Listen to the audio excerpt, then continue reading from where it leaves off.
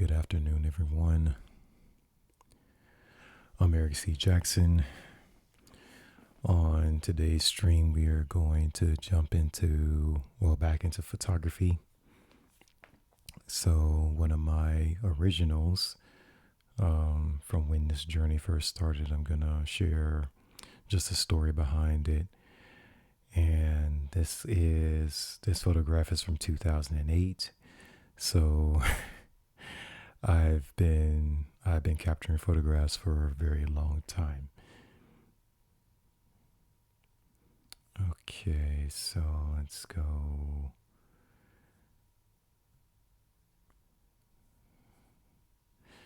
Yep, this is from 2008. And this is Fort Lauderdale, Florida, where born and raised in Fort Lauderdale. So for you guys who aren't familiar, Fort Lauderdale is about 25 miles north of Miami. So that's usually more people usually know where Miami is. So yeah, it's like 25 miles north of Miami. And of course, my photography journey started here because that's where I was. I bought a camera. What was it? It was a Canon Rebel XT. Yeah, it was a Canon Rebel XT. And I was just running around capturing photographs, like,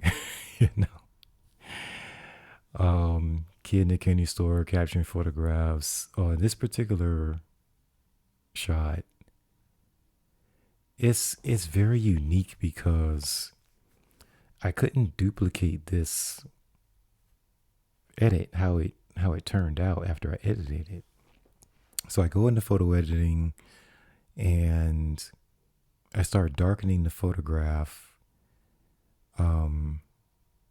And it got very, really red.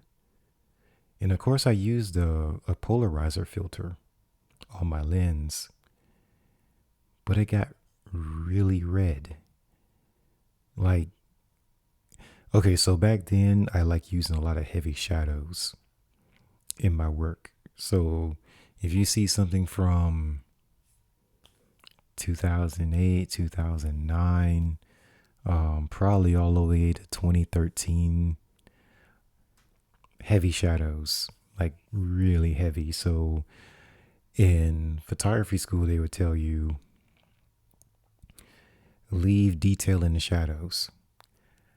I was the opposite of that. I would just really crank up the shadows. The blacks would be almost at 100, if not 100. So I would crank up the shadows. And this is what I would come up with. Now, like I said, what's unique about this particular photo is the red color. I was trying to figure out why the photograph got this red, because you can see the original. It's like a pink kind of. It's wanting to slide into magenta. But it's really a pink color. It's got creams back here, in the bottom right. And let's see, this was sunset. It's getting close to sunset. So the sun's closer to the horizon, and that's when you get different colors. You get to see different colors in the sky. So of course I had recently bought a polarizer filter, and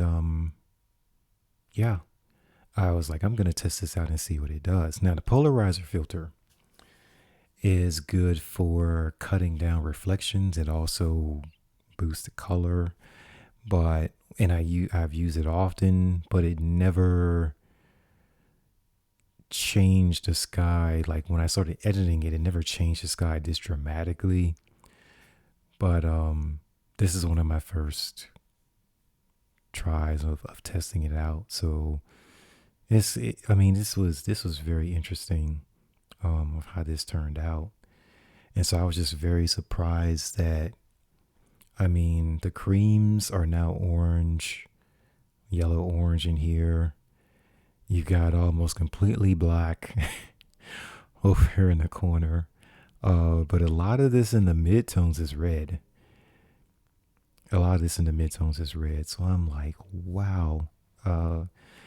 So of course, the next couple of weeks, I go back out, wait until sunset, around sunset time, get different colors in the sky, use a polarizer filter on my lens, start capturing more photographs. I get home, I start editing them. None of them came out looking like this. So I don't know what happened. I don't know what happened. I can't tell you what happened. But this is very, very unique. Very unique for sure. Man, I don't know. I don't know what happened. So I like to show people where I started with a particular photograph, and then where I finished. Because if someone comes up to me and says, "Oh, I want to take a photograph just like this," sometimes I can't tell them like what happened or why the photograph came out this particular color.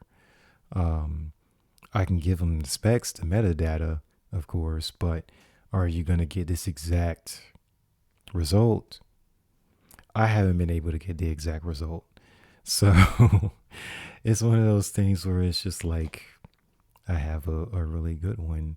Now, over the years, I've lost a lot of my files from 2008 to 2012, somewhere in there, 2011, 2012. I lost a whole bunch of files, computer crash, external hard drives crash. I've lost a lot of photographs, but this particular one I was able to hold on to, and it's one of my favorites. I just added it to the website, the new website that I'm still working on, but I added it yesterday. So once you go to gallery, and it's under landscapes. So this is what I'm going to be doing today. It's just continuing to add work to the gallery, the online gallery, and I really do need samples, like physical samples of the work, for promoting them, adding them to the portfolio, that sort of thing.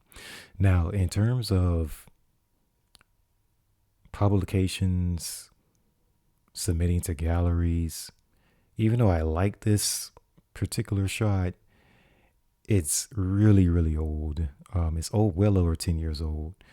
So I don't promote it to galleries anymore, or even publications, because like I said in the last stream, is that I usually only submit what I've created or photographed in the last 5 years, at least, probably in the last 3 years.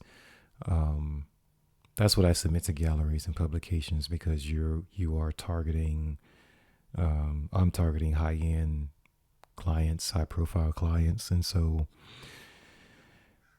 that's what I do there. But for everyone else, I mean, it's just sharing it on social media, adding it back to the website, including it in the inventory. A lot of the older pieces that I have are collecting dust on my external hard drive, so quite a few of them I'm going to be adding to this new website. And as I've said before on the last stream, is that all the products for the most part are going to be the same. I do have the raw file for this particular shot, and that's definitely not the case for all of them that are this old. But I do have the raw file for this one, so I'm not concerned about enlarging it, having it become like pixelated to a point. So um, yeah, I like this one. And as I said before, this is the little sidebar over here, comment section. Um, Everyone's able to share photos, and then these are all the details.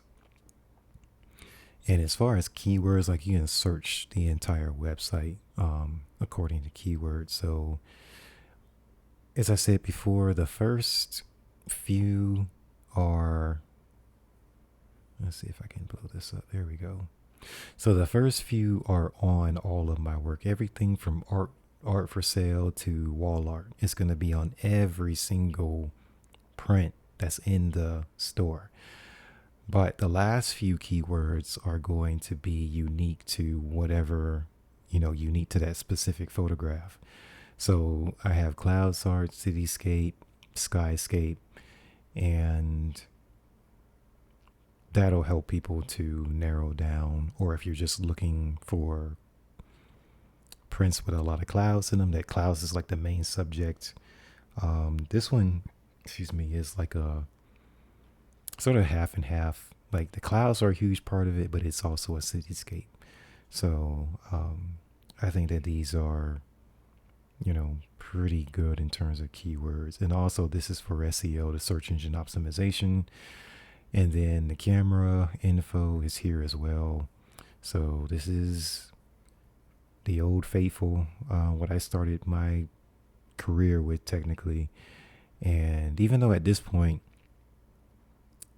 I was still in school, I was still taking photography classes. So I was just getting to the point where just understanding camera settings and shooting in RAW instead of JPEG, that sort of thing. But the first few months, I was just shooting JPEG. I didn't understand how to shoot in RAW. I didn't know how to change my camera settings manually. Everything was on automatic. So that's, that was a huge part of the first few months. And then I think by the time I got to the fall, I was around July, in the summer, beginning of fall. Then I started understanding like how to shoot in RAW. I was getting better at editing, that sort of thing, like developing my own style as a creative, really. So yeah. And then this is all the metadata. And I did add my signature to the print recently. So I use Photoshop. We're on what, version 25.5 now.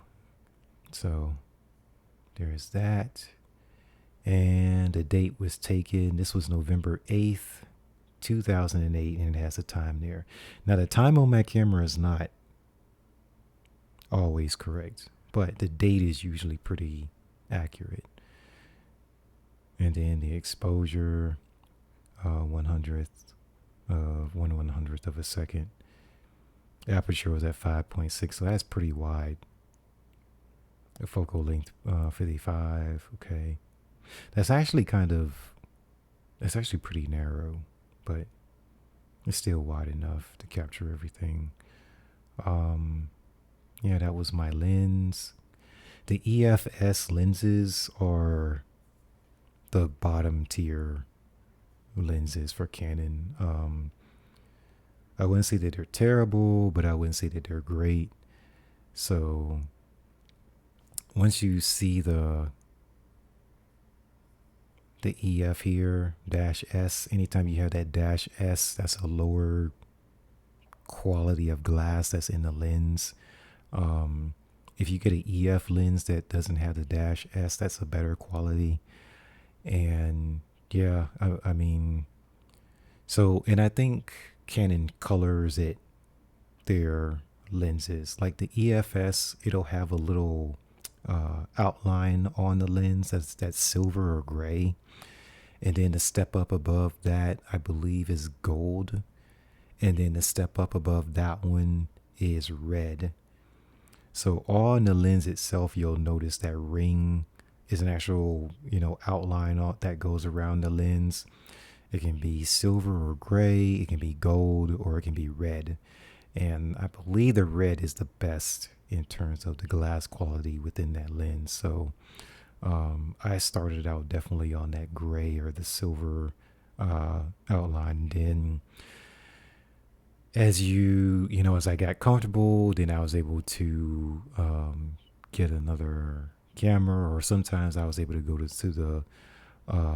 the class and get another camera lens on loan, that sort of thing. So I was able to work with other lenses.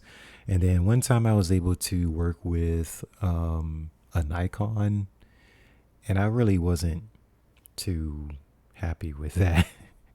But that was just I got hired by a company to capture product photographs, product photography. So they had a Nikon and they had their own setup with photo editing. So I worked with whatever they had, but I was happy to get back to my own equipment when I was done with that. But oddly enough, the Nikon brand I've heard is better for fine art photography.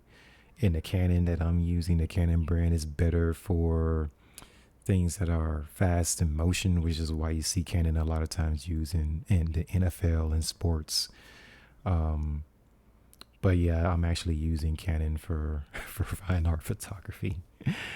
So yeah, I think the Nikons are. I've heard they're better on the high ISO than Canons are, but I just like the Canons better.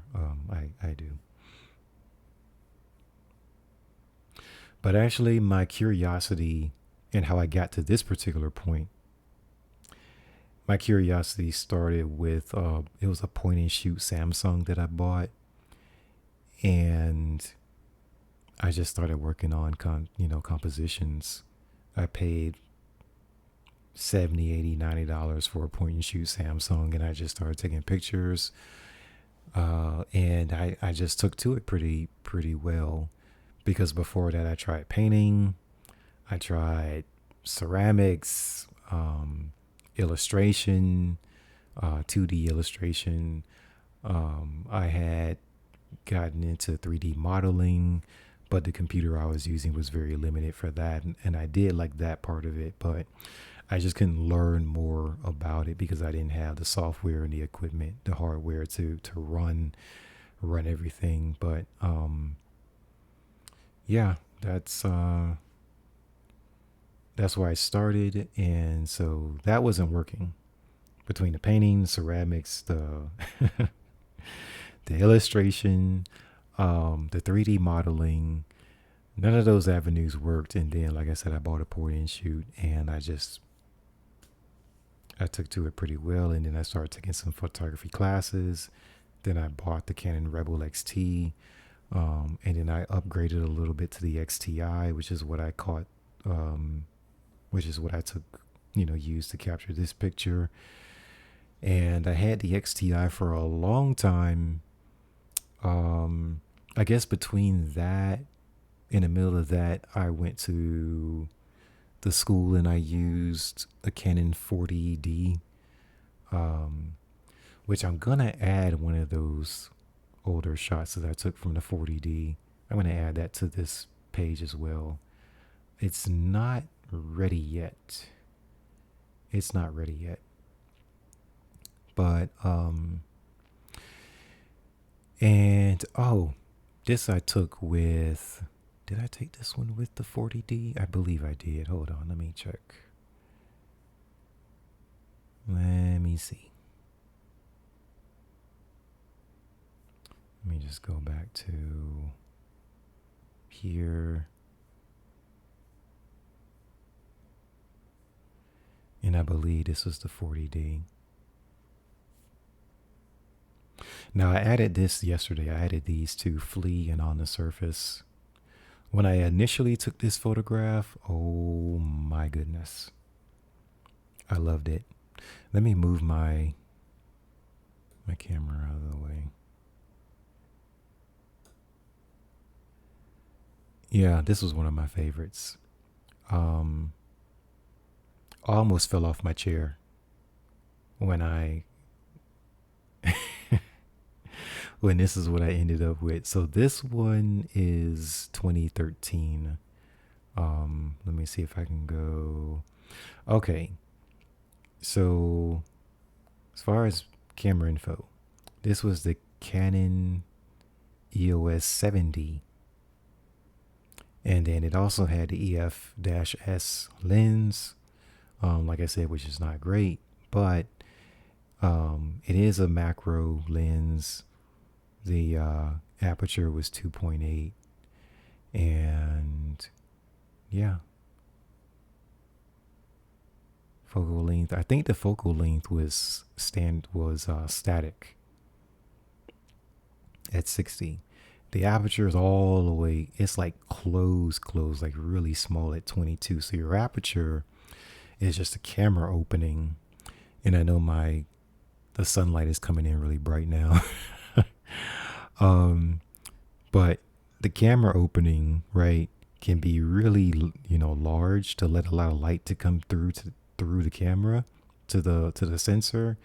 So if your aperture is all the way up like this, you're probably at an f4, But if it's really, that opening is really small, then you're probably at an f16 and f22 when your opening is like really tiny. So the smaller the opening, the number on the aperture goes up, which is backwards, I know, but I didn't design the camera. That's just how they have it. So if you're at an f2.8, that's a really large opening, right? But if you change your camera settings to an f22, that's going to be a really small opening, which means that your shutter speed is going to have to be really slow, because you're going to need time to let enough light to come in through the camera to get to the sensor, so that the actual picture can be developed. Because if you have your aperture at f22, which is a really small opening, and your shutter speed is like a 25th of a second, you're not going to get a picture at all. It's just going to be completely black. You're not going to capture anything, because it's not enough light is not coming through to get to the camera sensor in order for you to capture anything that's in front of the lens. So if you have a small aperture, because like at f22 you want everything to be as sharp as possible, you're going to have to increase the exposure time. So the exposure on this was 1.3 seconds, which is slow. If you try to hold the camera with your hand and for 1.3 seconds and try to stay as still as possible, you can do it, but you're probably going to get some blur in the actual photograph. You're going to get some blur. So this was definitely on a tripod. I believe it was on a tripod. But see, for me, I either lean the camera on something, like if I'm holding it and it's like a 1.3 second exposure time, lean the camera on something, right, so that everything in the shot can be as crisp as possible, as in focus as possible. But I usually do that because the composition is easier for me to capture. Normally, if your camera's on a tripod, for me, it just takes me, it's harder for me to get the composition that I want. So for this particular shot, the camera, like the subject is here, the camera lens is like right on it, right? Your camera lens is like right there. So yeah, I've if I'm gonna hold the camera with my hand while I'm hold it still for 1.3 seconds, I'm holding my breath for 1, You can't rock, you can't like have any type of movements because then it's gonna blur the entire image.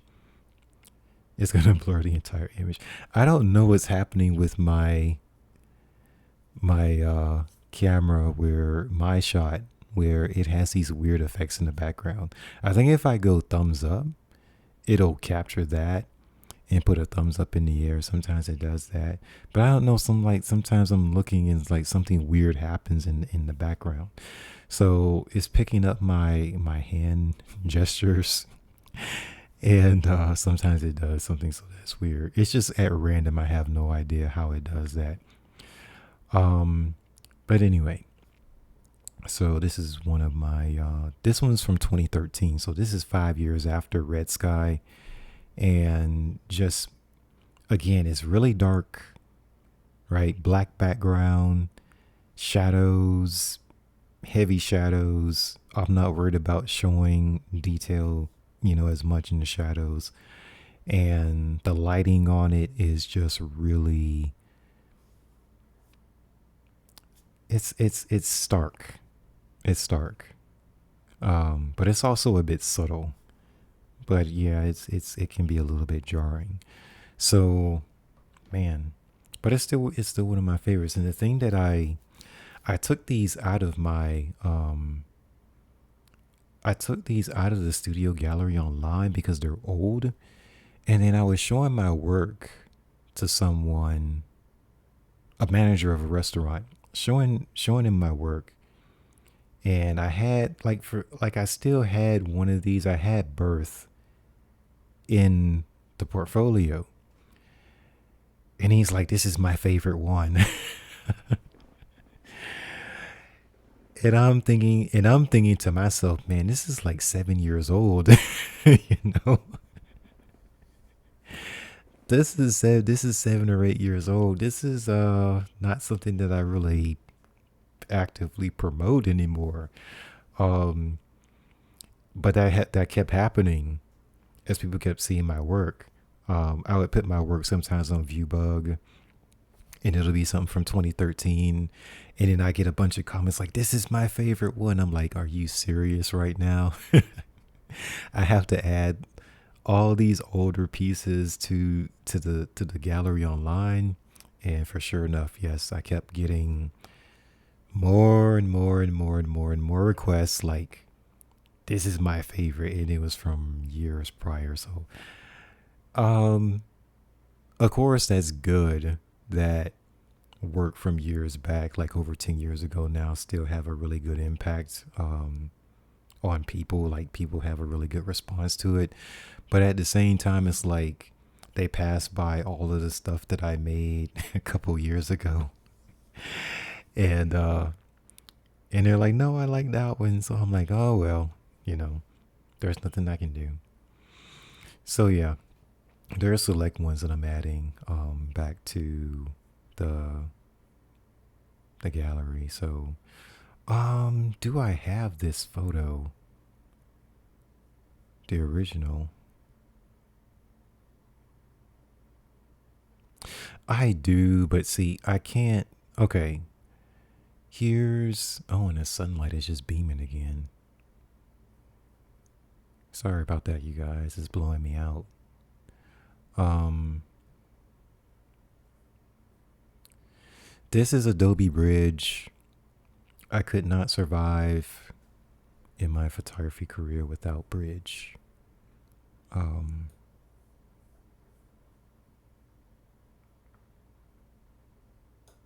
let me move my camera. I'm gonna adjust my blinds. Hold on, cause I'm like blown out.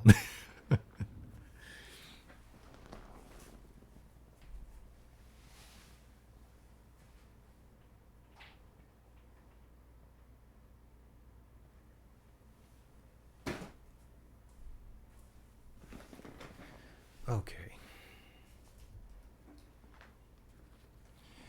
Yes, I was really blown out. Okay. So, believe it or not, this is the origin. Let me see.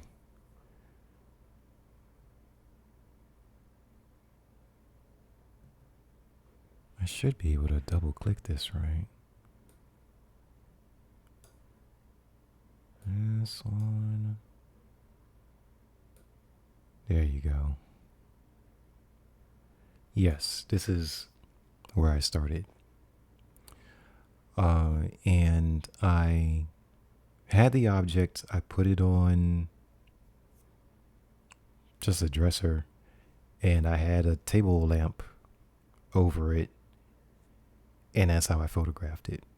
I didn't have any type of studio lighting. I was just testing, like, what can I capture with this macro lens? Because I was like really excited to have borrowed a macro lens from the school. So I was testing it out on something to see what I could get. And like I said, just I started editing, and that's what I got. So as far as just adjustments, I always start with the shadows. I'm sorry. I start with the shadows, and camera raw is my favorite. So I would go open in camera raw. And of course, you can shoot JPEG and not capture the raw file with your cameras. I don't recommend that for sure, because then you're going to be stuck at the native file size. Your native file size is going to be almost a 12 by 18 at full resolution. That's going to be your native file size. If you try to print this at 16 by 24, because say this is a JPEG and not a raw file, the JPEG is going to be natively about a 12 by 18 inch print. If you try to print it larger than that, it's going to be pixelated. You're going to start losing the resolution. The quality of the resolution is going to go down. Everything's going to look fuzzy and out of focus. And that's going to be a mess. So that's why I don't shoot in JPEG anymore, because I can't enlarge the file without messing it up. So when you do shoot in RAW is just saying that it's a negative. It's like a digital negative. When in the film, when people used to shoot in film, I've never shot in film, but you shoot in film, you take the negatives out of the camera, you send it to the photo lab. The photo lab develops them, and they send you back the pictures, right? So in a digital world, we don't have the negative film. We have a card. And I'm blanking out. I have a CF card, right? It's like an external hard drive. We have a card, or a flash drive, and the information goes on that, and then that's our negative, is that digital information, and that holds all your metadata, that sort of thing. So it holds all the information. That's your raw file. You can't send the raw file to a photo lab, because the photo lab needs to have it in a JPEG or a PNG or a TIFF. Like you have to convert the raw information into an actual file, right? So when you have a raw file like it is here, you can create as many versions of that as you want to. Like the information's raw, so it's not set in stone. So you have the ability to, I'll come up here and change it to 16-bit in terms of depth. You can go 8-bit or 16-bit, and of course 16-bit is better in terms of depth. And then I have the color space at Adobe RGB 98. And then I'll go resize to fit. And right now I've got a 60 by 40. Now 60 inches is 5 feet wide, or high if it's a portrait, shot. So 5 feet is a lot. 5 feet wide is a lot bigger than 18 inches, which is like a foot and a half wide in terms of the width of the photograph. So yeah, you can take something really small and really expand it without losing the resolution and making the image pixelated. So like I said, if you just capture everything in JPEG, you're not going to be able to do this successfully. I don't think. So for me, I definitely like shooting in RAW, and then also shooting with RAW. The camera doesn't decide where your white balance is, your shadows, highlights, midtones. Like the camera doesn't decide that part. You can have your camera decide like some things, but not everything. Hi, how you doing? I'm okay. I'm okay. So that's why I don't photograph in JPEG. It's just it's not good. But this is okay. So some photographers, they like working in Lightroom. I cannot stand Lightroom because you have to have your folder linked to your images, and I don't like handling my photographs in terms of organizing them. I don't like handling them that way. So, oh, I am adding old files to the studio gallery online because a lot of people have been requesting that my newer works, the price point is very high, like they're expensive, right? So they've been requesting that I offer them prints that are cheaper in price but are of a similar style. So this particular file is from 2013. It's over 10 years old, but people have said that they still like it. So I'm taking these and I'm offering them at a lower price point to that particular audience. And so now I'm just explaining like to photographers just my approach to editing back then, because how I approach my work right now is just different. It's different. But yeah, all of my now this is the biggest thing with this is I changed the temperature to 2300K. So it's a lot of blue, a lot of purple that comes out. So it's yeah, it is. It my workflow does evolve. And at first I tried to like do what everyone else is doing. Like I'm gonna use Lightroom, and I just don't like it. So I like certain things, the simplicity of it, but I don't like having to link my folders to it.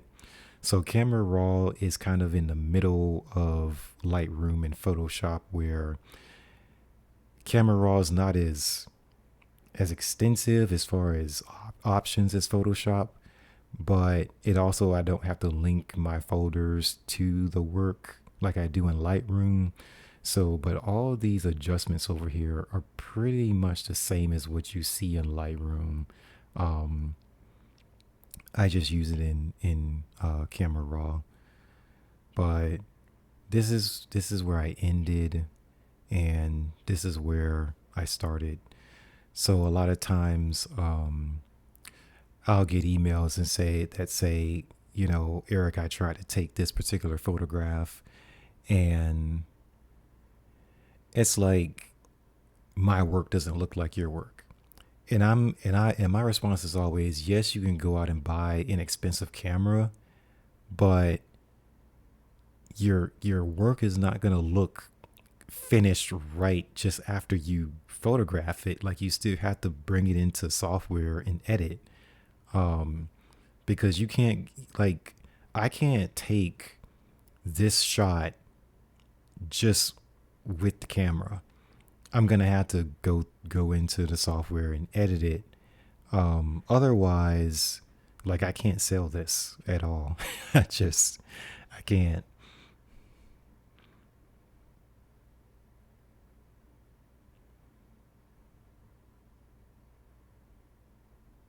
Yeah, and that's what I was figuring. I like Camera Raw, and then I like using Adobe Bridge for everything. Um, so all this stuff I'm adding. Let's see how I have this one here. Okay, so this is actually my print. So that would be green.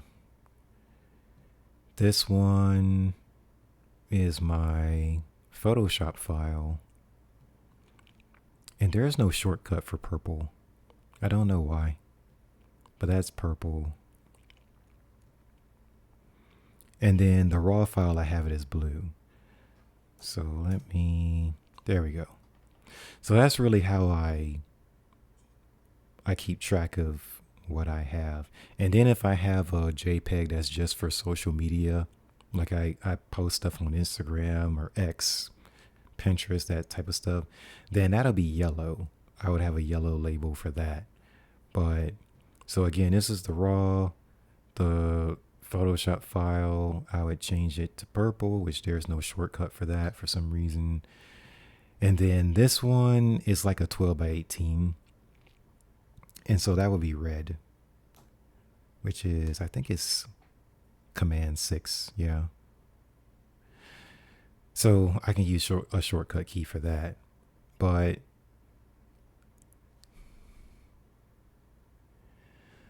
yeah, so the color coding, I mean, it really helps. Now, all this stuff in here is not color coded because I'm still moving my files from the PC to Apple.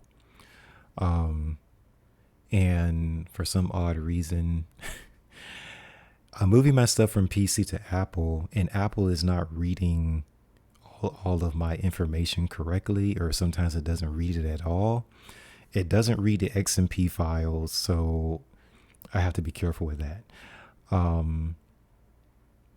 I tried to open my PC files on the iPad Pro, and the iPad can't read my editing information at all. So when I open the file, instead of seeing the finished file, I'm seeing the raw file on default.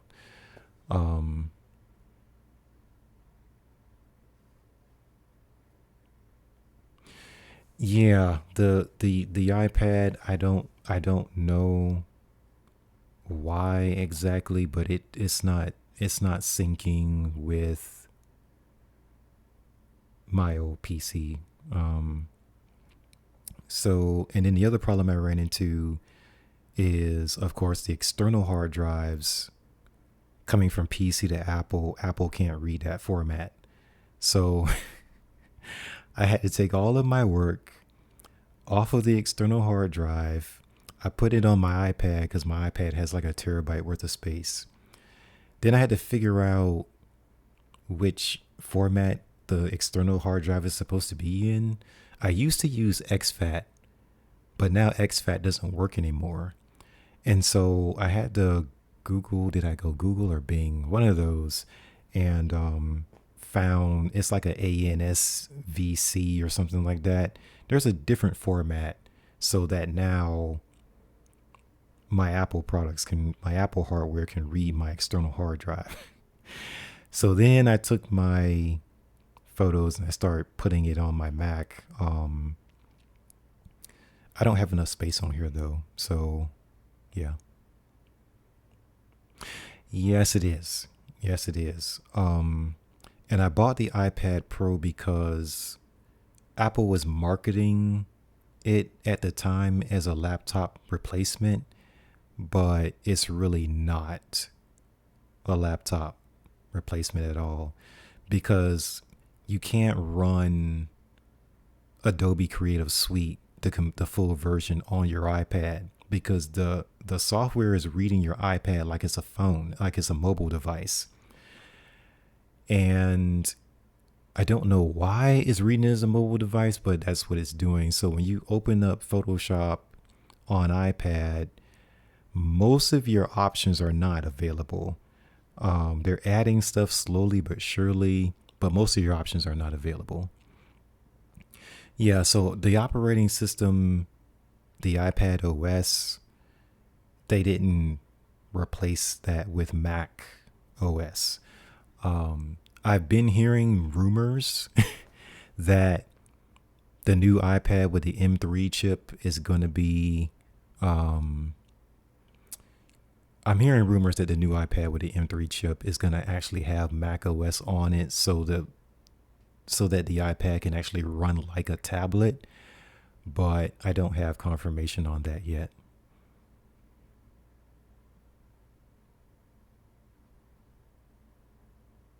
Oh, so you have a Surface?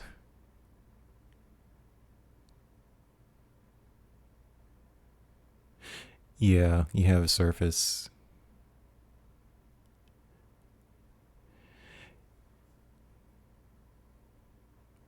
Yeah, I actually went to school and everything was Apple.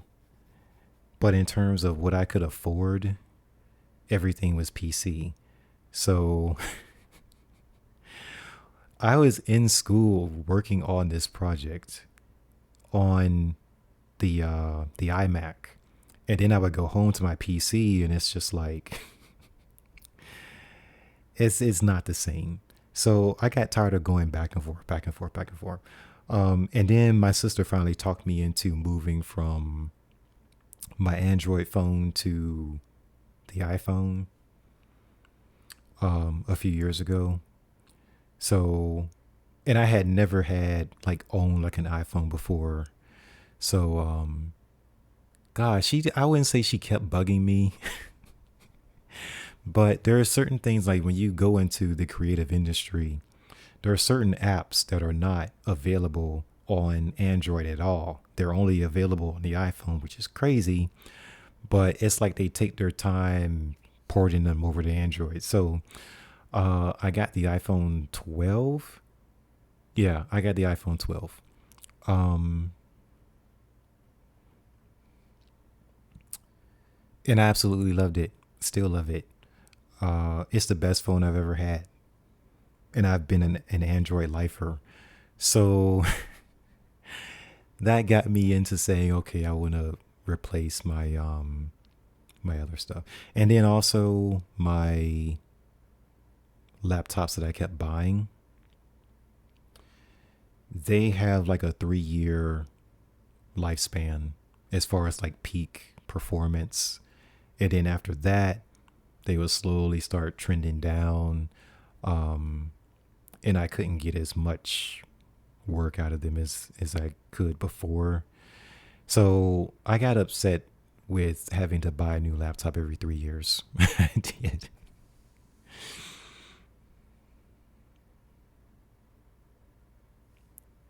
Yeah, the as far as the price difference between Windows and Apple is crazy. Um, and because when I did get the iPhone 12, I was so, oh my gosh, I was kind of crying because I had a Samsung A20. Yeah, I had a Samsung A20. It was Android, right? So it was a 6.1 screen for $250.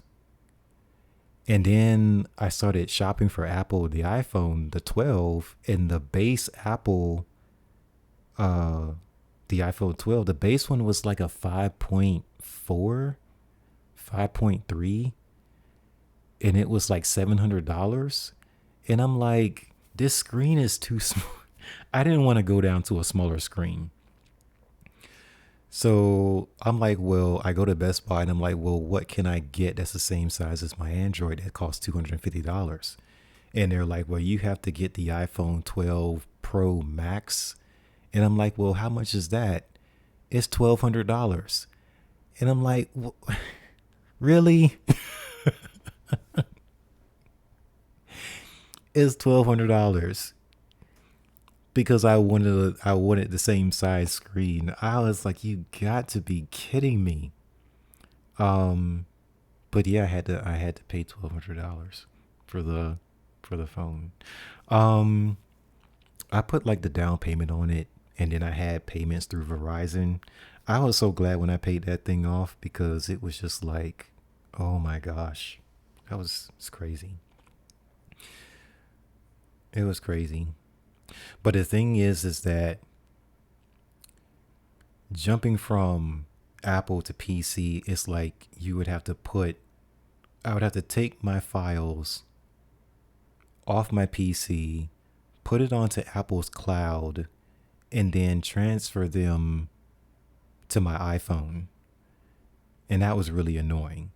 So I did fall in love with the iPhone, love it. I still love it.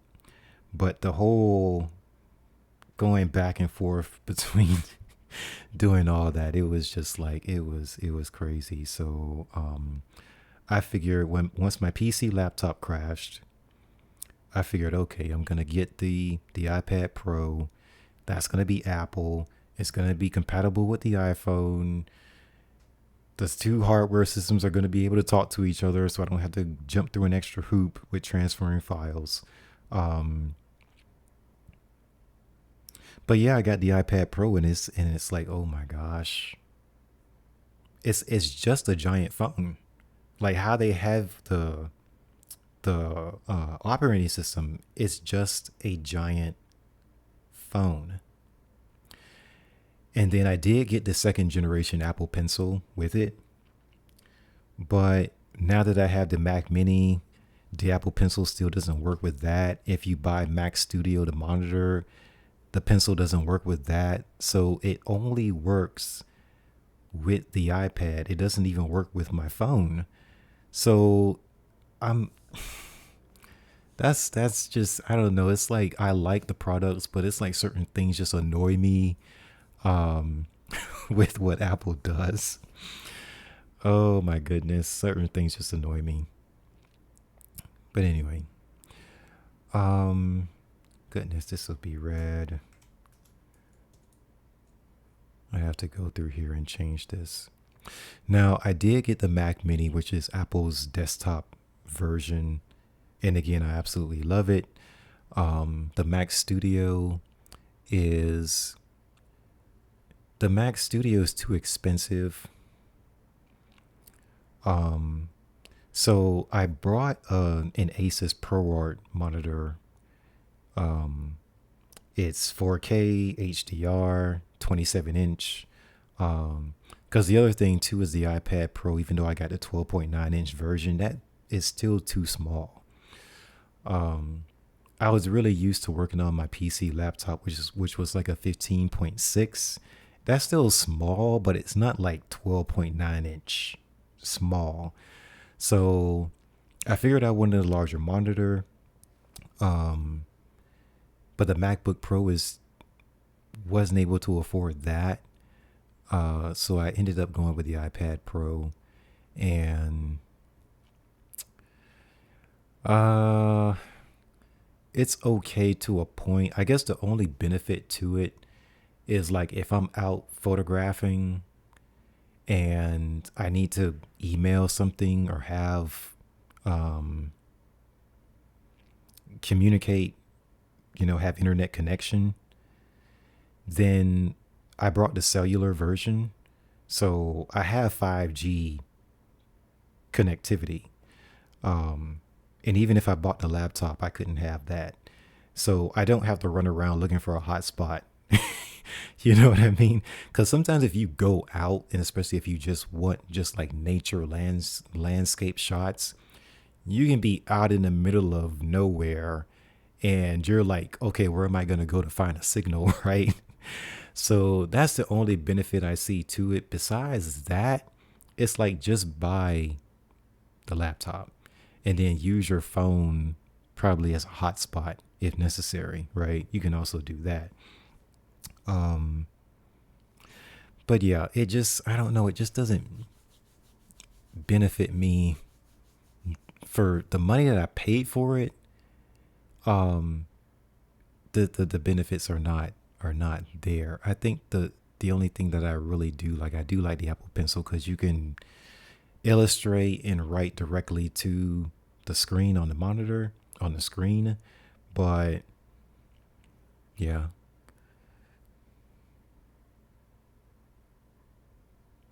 yeah, the 15 inches is small. Um, it is. It's too small. So yeah, when I upgraded to the 27 inch, this is pretty good. The only thing now that I have to that's left for me to upgrade is my secondary monitor. Um, my secondary monitor is full HD. It's 1080. But I decided when I upgraded to the 4K monitor for my primary monitor, the 4K looks so much better than the 1080 that it's like now I have to change my secondary monitor because I'm looking at dual screens and the resolution looks completely different. So the 4K is here, the full HD is over there, and the full HD next to the 4K monitor, the 1080 looks blurry. Um, it didn't look blurry before, but now it does. Now it looks the 1080 monitor looks very blurry. So I found I'm gonna save up a little bit of money.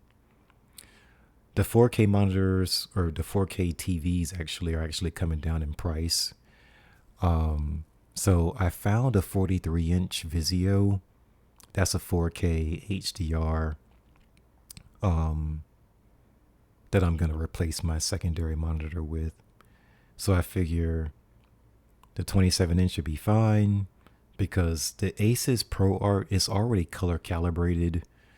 Uh, so that's good. But the secondary monitor, I don't need color calibration on that. I just need space to put other stuff. And then sometimes I use my secondary to watch TV. So if the football game is on, basketball, whatever, I look at it over there. And let's see. You said you're scared to upgrade. You have three 27-inch 1440p monitors. You want to go to 4K. You can't go backward.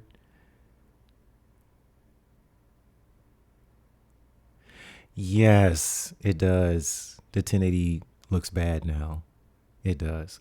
I didn't know it was going to look this bad though. Like, I didn't know. Because my secondary is a 32-inch. I'm using my TV. I'm using my Vizio as my secondary. And it's fine. Like, I don't photo edit on this, but I need space. And I don't have a lot of room in this room. Um, so yeah, it's like my television slash secondary monitor. Um, and it's crazy because you can get a 1080 television now for like $120. I mean, they're cheap, but they're cheap because now people are going upgrading to 4K, and they're like these full HD. The 1080s are they look so bad. Oh man,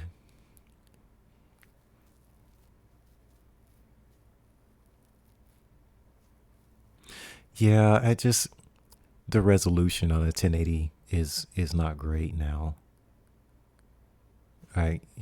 Unfortunately, um, I think that I would not have bought the iPad Pro if I would have known that that wasn't going to work as a laptop. I wouldn't have made that purchase because that's really expensive. So I didn't have the budget left over to buy like the upgraded version of the Apple Mini, which is the desktop version. So the only thing I had left to like what I could afford was the cheapest version was like $600. And then Best Buy was running a sale. The back to school sale they had last August. Well, they have it every August. So it was $100 cheaper. There was no sales tax for that week. Like the entire week, you could get $100 off on most things. No sales tax, and yeah, I went ahead and bought it. But the problem is that it does have a solid state drive, but it's only 700, not 700, 256 gigabytes worth of space. So I do have the desktop, but it's like 256 gigs is not a lot of space at all. Um, so yeah, now I'm kind of nitpicking on how much I want to put on here, or how much I can put on the desktop, but that's the only thing. But other than that, I mean, the Mac Mini works really well. The iPad Pro, even though they mismarketed it, it works really well. The Apple Pencil, I love how it works. The iPhone, even though I paid about $1,000 more than my Android, that works really well. Um, but I just noticed that Apple tends to leave out certain features to make you buy the next version of whatever it is that they're selling.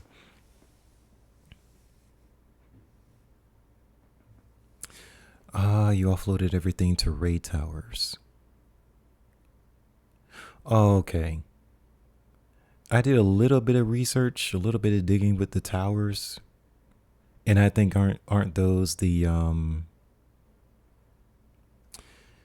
have like multiple hard drives that you can install in those. So yeah, that's my next thing. Um, I did a little research and found that Samsung has some pretty good external solid state drives, so I'll probably get that. And like I said, I definitely want to upgrade my secondary monitor, because what I'm using right now, just a 1080 is not, it doesn't look good.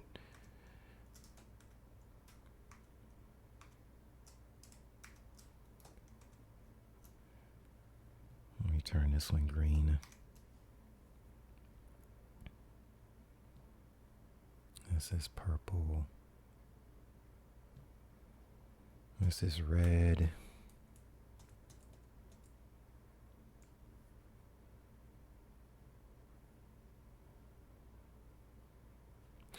I don't know. I have these oh yeah, I went with 4 drives.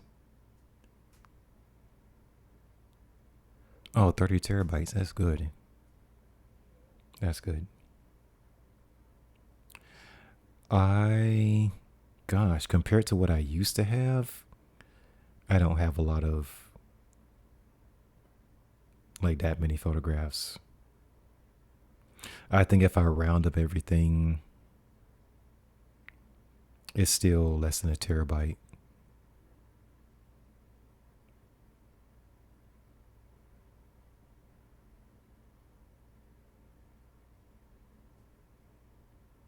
Oh yeah, it's a smug mug.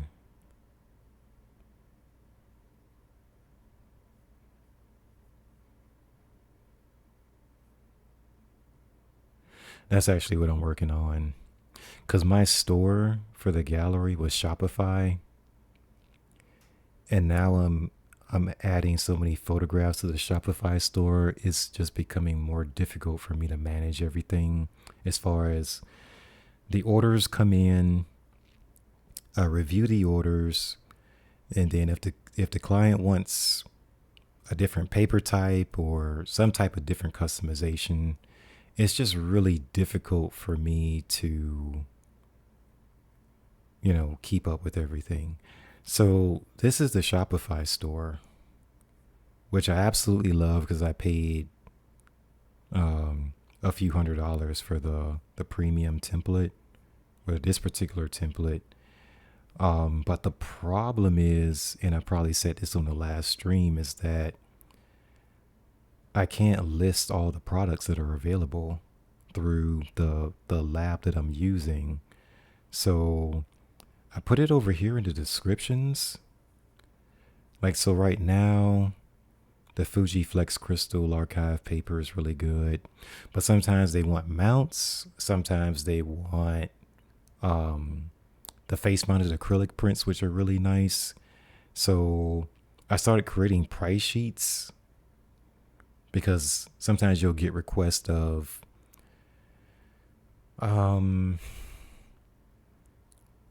I use Bay Photo. They're in California. So I started making up price sheets on what options are available, but that's still kind of cumbersome to go through. But I could only list like a certain number of sizes here.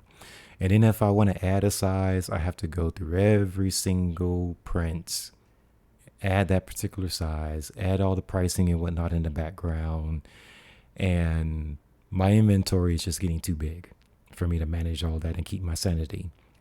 So I figure, even though I do like the presentation, and I just added this option, but you can't order this directly from the store. You have to contact me first, request it, and then I have to tell you what the price is going to be. I have to go through that transaction with the client. And then I have to send the order out to the lab. It is getting tiring. Like, I got to the point where coming into this year, I was just like, I'm tired. I don't want to do this anymore. And then let's see,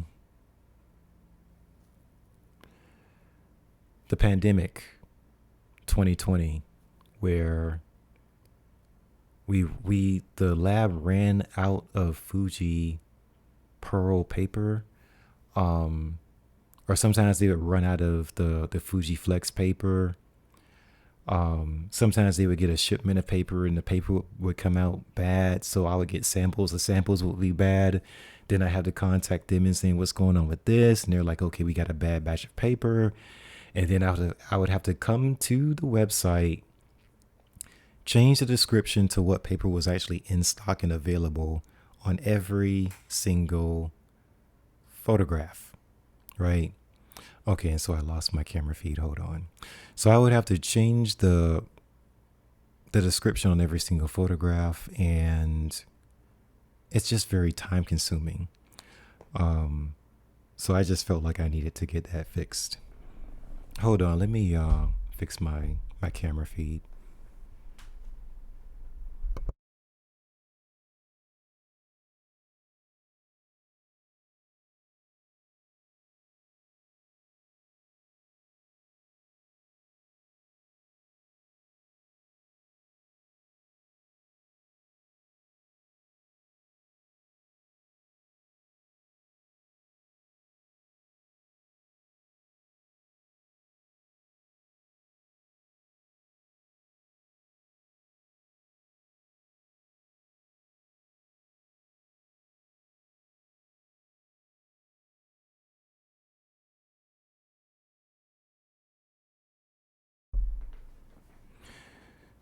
But yeah, I would spend yeah, thank you.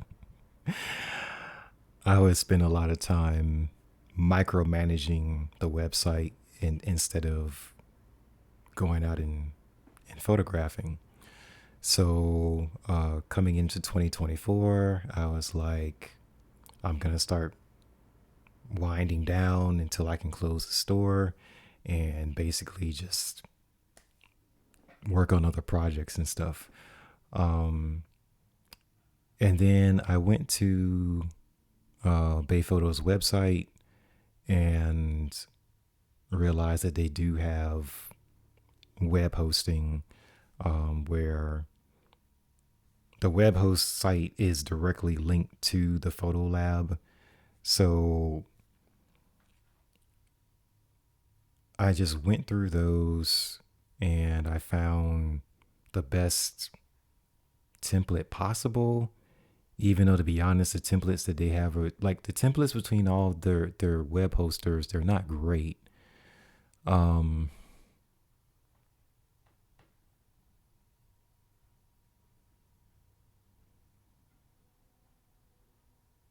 oh yeah. Yeah, so my Shopify store, um, most likely I'm gonna close the Shopify store tomorrow, and everything is being transferred over to the Smug Mug website, and it's not,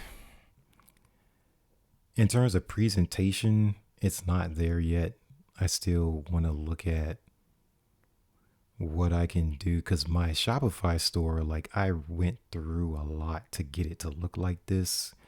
Um, even with just see how you hover over it, the background turns white in the navigation bar, then you move the mouse, it goes back to transparent. I absolutely love that part. I cannot do that over here. So I'm going to have to go into the HTML, the CSS, and see if I can change that. Then the footer down here at the bottom is transparent, so it's hard to see and it's very thin. So I'm going to have to go into the HTML and the coding and see if I can update this without breaking it. But my website is, it has the extra bells and whistles on it. So I have to see if, and the footer is an actual, as far as the height of it is very high and it's wide. It's just a lot of space down here. So all of my social media is here, and all this stuff is here, but it's down here as well. It's just harder to see. I think I have to go to, oh, there we go. So it's actually all that information is here. It's just hard to see, and the footer is just too thin. I want to take the social media icons and pull them down here into the footer and make this higher so I have more space. But again, I'm going to do that last. Right now, I'm just focused on adding all the work to these, to this site, to the new site. But yeah, I can't guarantee that this is going to be the same theme a few weeks from now, because some things I'm happy with, some things I don't like.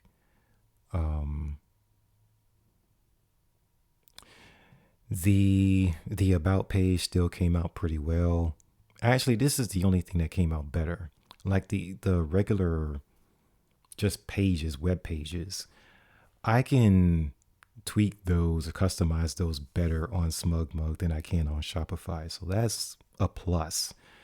And then in terms of the gallery, when you come to like Emulate, for example, all the products are here.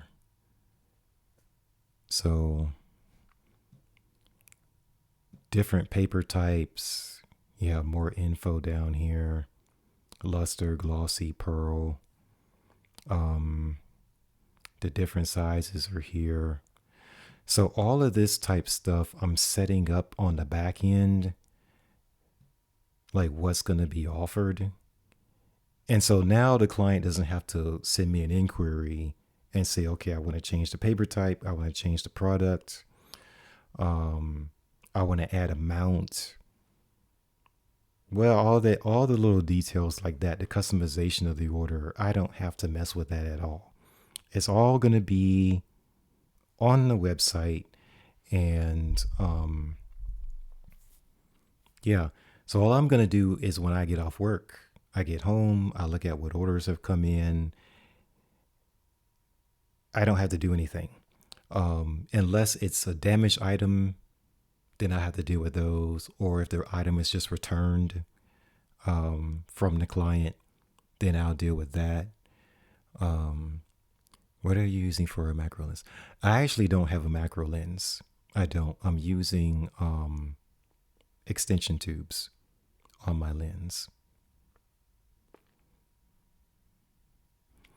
And the extension tubes are a little cumbersome to use, but I'm using extension tubes.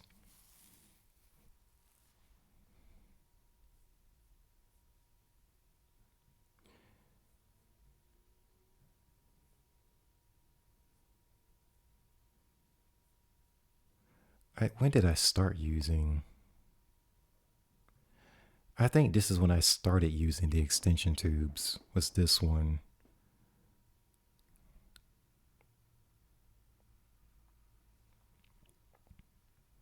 And it's the same deal, metal, stretch canvas, that type of thing. And let me see.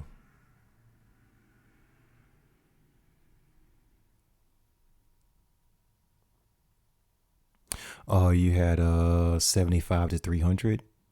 That's a pretty good range. Because on the low end is really good for portraits, and then on the high end you can get stuff from a good distance away.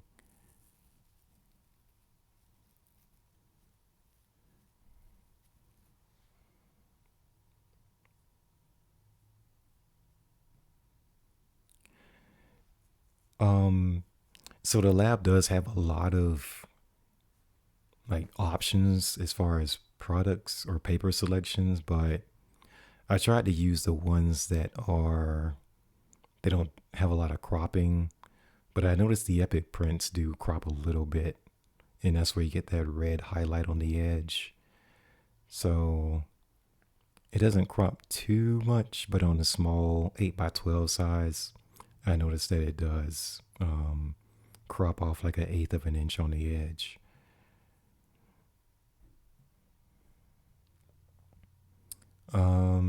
And then, like I said before, I'm adding in the titles, category as far as like collection. This is nature, the year. This is 2021. Um, I am using my iPad to sign all of my prints digitally. So there's that. And then the keywords, like I said before, are going to be here. And then for everyone who was asking me about the metadata, like I said, most of the photographs is going to be here. So there's that. I don't think, yeah, there is. It's not going to say anything about the tubes. It's not going to pick that up. But yeah, for the most part, all the information is going to be here. So.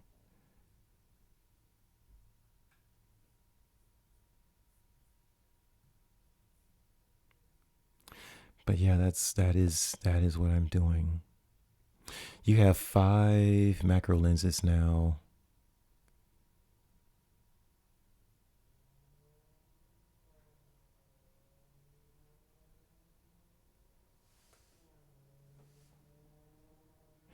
Yeah, that the Mark II is the only one I have. Um and my 24 to 105, that's my lens.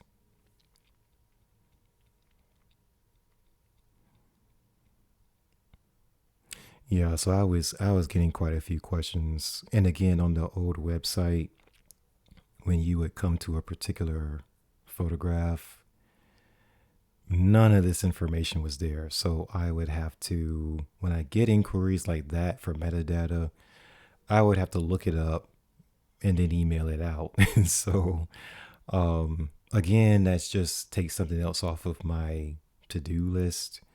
Um, it's those questions about metadata because it's directly on the website now. Um, Let me see.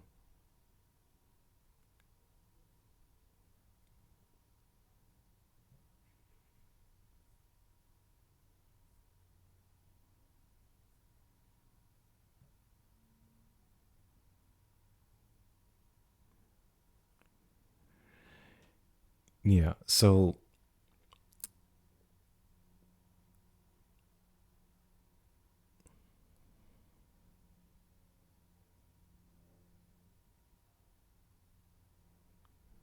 let's see, for keywords you used ChatGPT. Oh, decode compress files.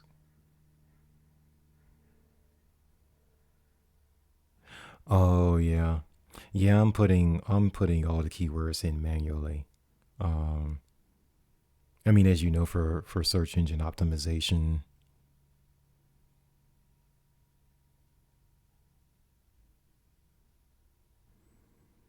Yeah. I'm as far as keywords go, as I mentioned at the beginning of the stream, the first several of these are the same, and then the last 3 to 5 keywords are unique to that particular photograph, and so it helps me keep track of what I have. Because a lot of art collectors are coming to you and say, okay, what, like, I want to see everything you have for macro, or I want to see everything you have for flowers, um, or a particular type of photograph. If they want to see everything as abstract. Um, when I'm finished with the work that I have set aside now, I'm gonna have about 250 photographs in the inventory. So now I can just tell collectors, okay, just click on whichever keyword that you want to use towards the end here, because all of the ones at the beginning are going to be the same. But pick between the last 3 to 5 keywords on every print, and you just click on that, and whatever I have in the store under that keyword is going to pop up for you, which is really convenient. And like I said, it saves me a lot of time. Now, if you click on art for sale, everything's going to show up that's in the store because they all have some of those same keywords. But like I said, the ones that are at the end, the last 3 to 5 keywords at the end of each group, they're going to be unique to that particular image. So, like, this is geometric art. So, everything that's in that category is going to come up.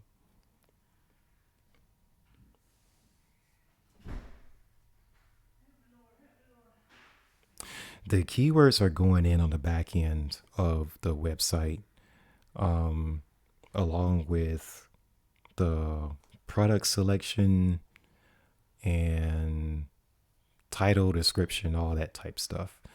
I'm putting all that stuff into the background. So basically, I have my work split up into tiers. It might sound complicated, but it's not too complicated. So it's like really 12 tiers for my work, maybe even 13. So the top 6 tiers, they're going to be on the high end in terms of price.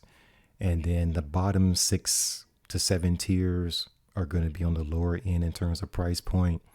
So depending on what the art collector's budget is, I'll kind of direct them in that way. I should add that as an optional keyword too, as far as the tiers go, but because I think I'm gonna start getting requests for, okay, I want to see everything that's within this price bracket, and then they can select out of that collection. But I'm gonna wait to do that because yesterday I just finished creating the price list for the 12th and the 13th tier. So I created all that stuff in the background, and now all I have to do is just put the photographs in the right tier, and then the keywords, the pricing, and all the other information is going to just automatically be associated with that one. So again, it's taking me a while to build everything on the back end, but once it gets uploaded to the website, everything is going to be automated, like on automatic, so that I don't have to manually go in and add certain details to every single photo. And then also the plus side is when the photo lab is out of a particular paper, it's going to update on the website by itself. I don't have to do that manually anymore. So what I'm trying to do is, while I'm expanding the inventory, I'm trying to cut down on my work, what I have to actually have to do to manage it. What else is there? In terms of the writing, I have most of this stuff on here in terms of linking it out to the writing website, but the only thing I'm missing is the HTML code for the book. Yeah, that's what I'm missing. So I'm missing that one.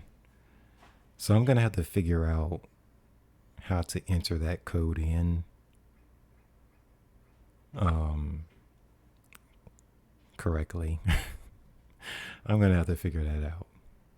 But anyway, so yeah, I think that's the main reason why I'm moving my website from Shopify to SmugMug, because I need more time to write. Like, I have so many story concepts that I've been collecting dust that I have to get to, that if I keep my Shopify store, I'm just not going to have time to get to everything.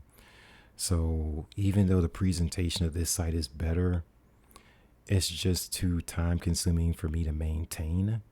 And in the blog, I haven't figured out how to add the blog to the new site yet.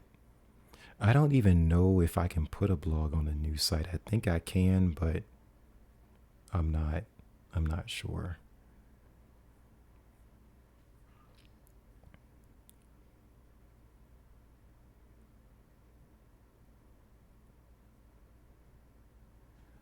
What else is there?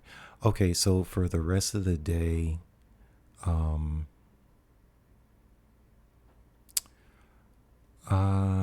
let's see. Oh yeah, the wildlife tag.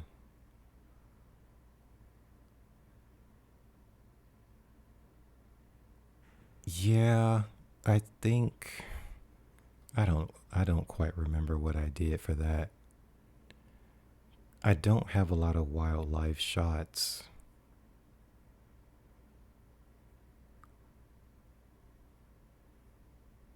It is under this one.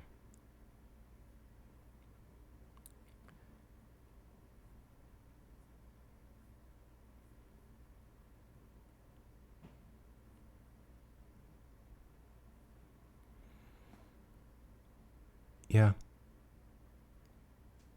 I did use wildlife.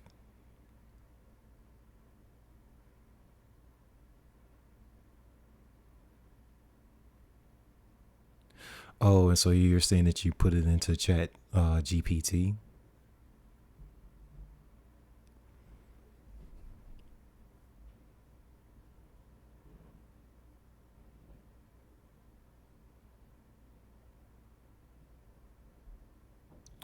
Oh, okay. So is Capture One editing, or is that also file management?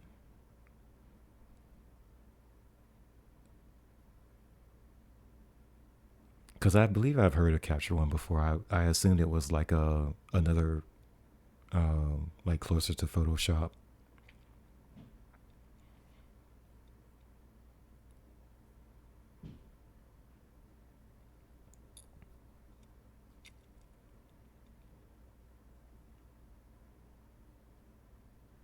I guess the only other thing I need in terms of software would be like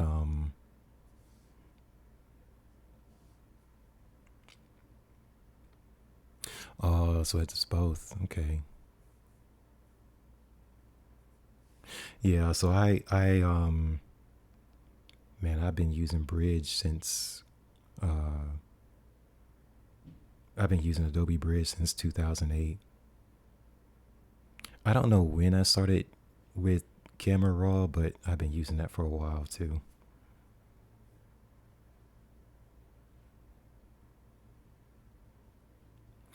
But yeah, I just want to have more time to actually work on products opposed to managing the store. Um,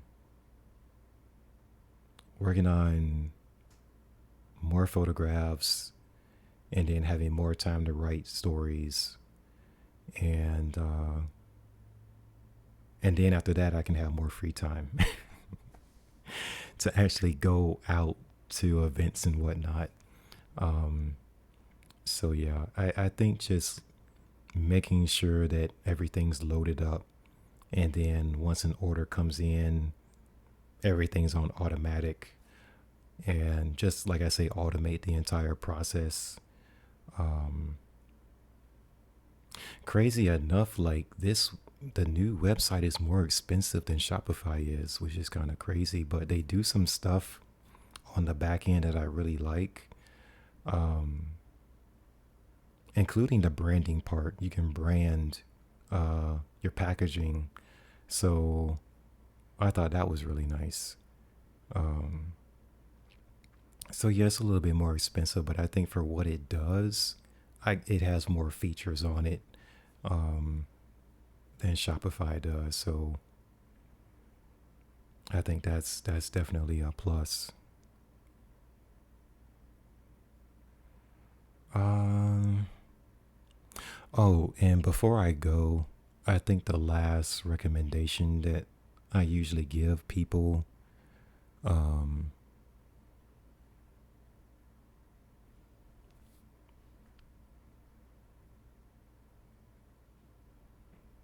yeah, I did get the highest tier plan.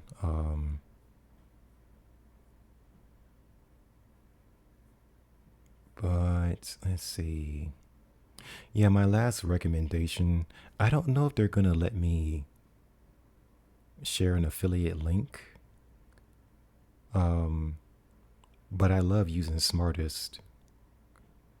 It's really good. Now for them, for this app is 50, well, they have different options. Like you can go $25 every 3 months, but for this year, um, I decided to just pay for the annual fee, which was like $50 for this year. So there's that. And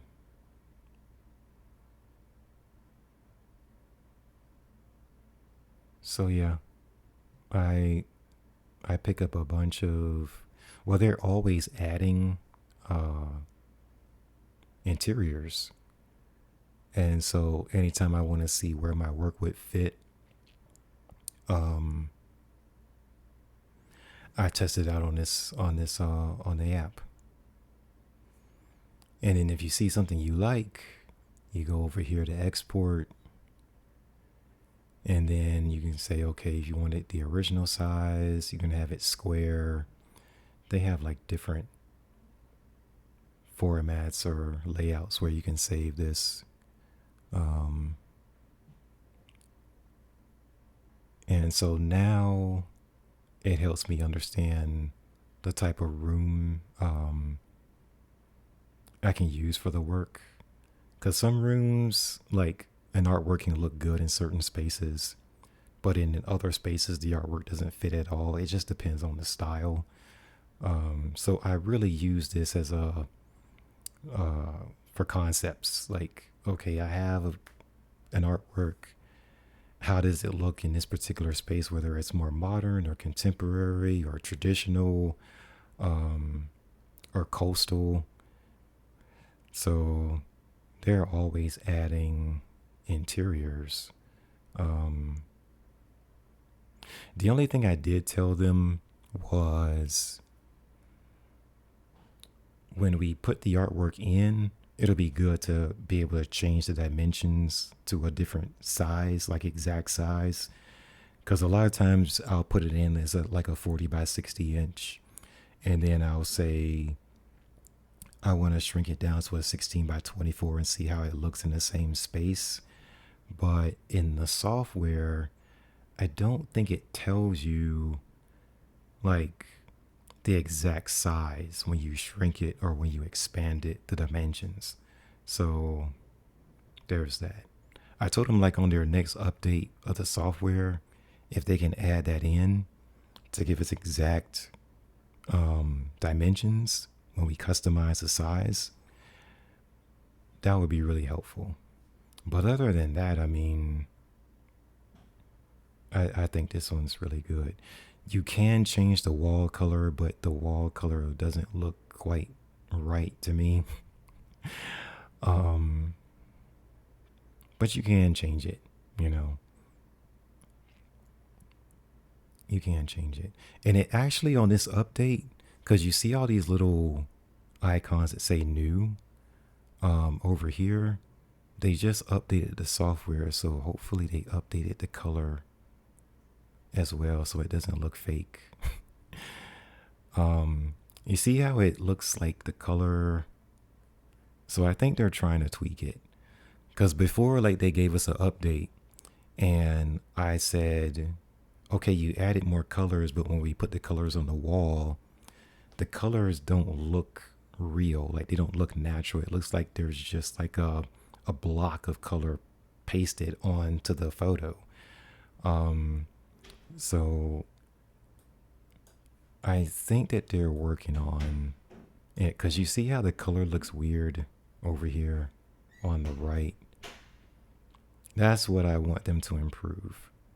So I think they've been working on it with the past few updates. It's been getting better, but they're still having some issues with some of these colors. So yeah, you just have to be careful with that. Now, if you go to the lighter colors, they work fine, right? And the shadows are blending in like, naturally. But then when you start getting to some of the darker colors, that's when the shadows start looking really weird. So I think they're still in the process of fixing it. But that lighter color, that's a lot better than what it used to look like. The other thing you can do is change to the alternate viewing angle. So it just makes it look more realistic. So if you're posting this stuff to Instagram or Facebook or wherever, you can actually show your artwork in a more realistic space so that clients will know, okay, this is how it's going to look potentially in the space that they're in.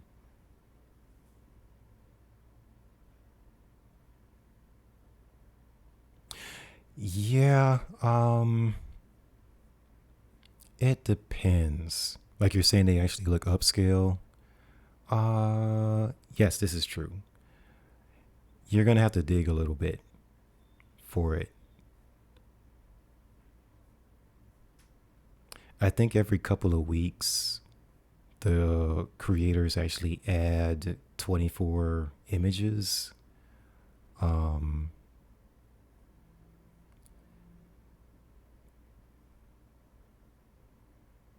some of them are kind of in the middle, not as high profile.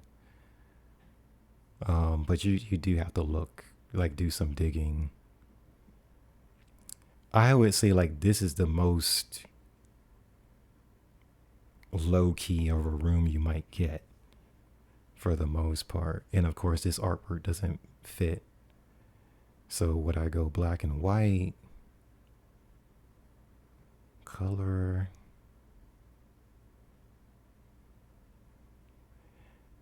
Yeah, again, my style of work is like 1980s.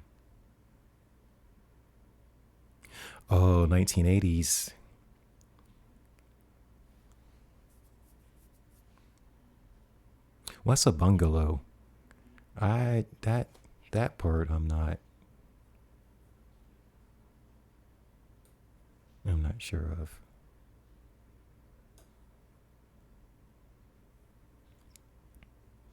Like my parents, like we lived in town. We either lived in a townhouse growing up or an actual house. Um, he was created in a lab. Oh my goodness. I'm gonna let y'all argue on that one or debate about that one. Cause my art is more upscale. Like if I try to add this photograph to this style of room, it doesn't fit. It just doesn't fit. Oh my gosh. So this one is close, but that's from what I took this one in 2012. So like my work that's from 2017 and backwards, those are more uh for the casual space, and they don't fit in like the more high profile spaces. But it's like once I got to 2019 and forward, it's like my work just keeps pushing more towards luxury, like a luxurious style or like a contemporary style, to where that's where my shift is with my work. But and that became a problem that I had with my last. I did like a solo exhibit in the restaurant, and it was all the restaurant wasn't exactly high profile because people would love to go there to buy burritos. So they were all like, "Oh, we love your work, but we can't afford it. Like, we can't afford these price points." So that's why I started coming out with my older pieces that people still like, but it's at a much lower price point because it is old. Um, so I put it at a price that's in their range that they can afford it. So when I'm marketing, the photographs that I include in my marketing depends on who my target audience is. Um, and at first it just seems awkward. Like this would be local. Like this piece would be where I would market this locally. But if I'm marketing towards the high profile audience, I would use something like that. And then the interior, I would just change the interior to something more, much more contemporary. Something like that, where you have the checkerboard, marble floors, you got like the brass tub, you got these archways and everything. So it's like, it completely changes. So it just depends on who the target audience is.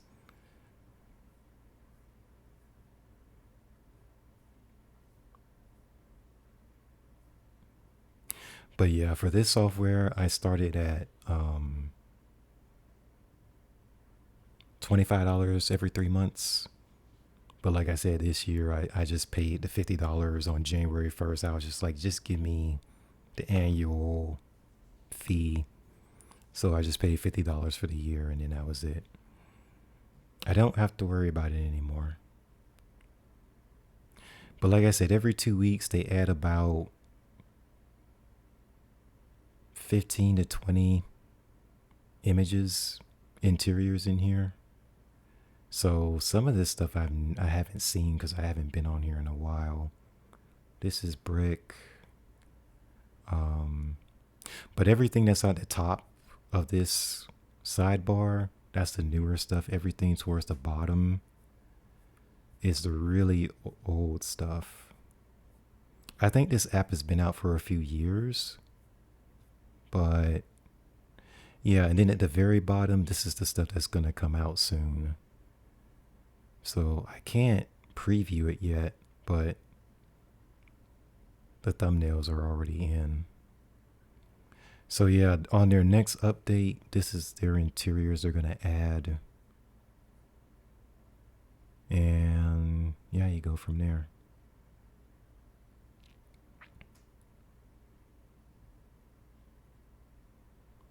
Yeah, like this is closer to something normal in terms of interiors.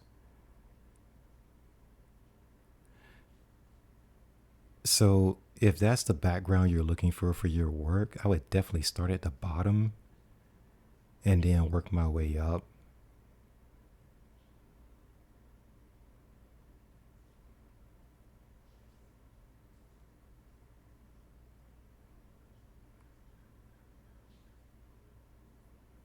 Oh, I like this one. Yeah, that's the other thing too. When you change the angle, the viewing angle, now you have a window.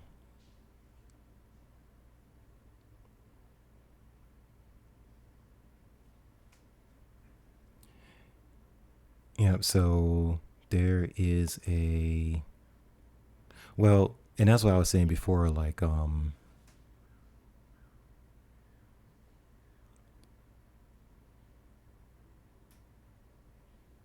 is that what you photograph?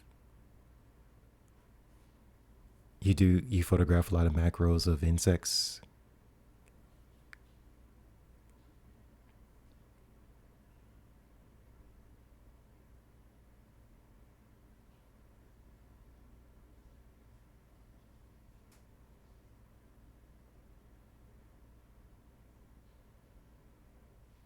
Okay, so I would have to turn proportions off. There, they did add it. I am so happy now.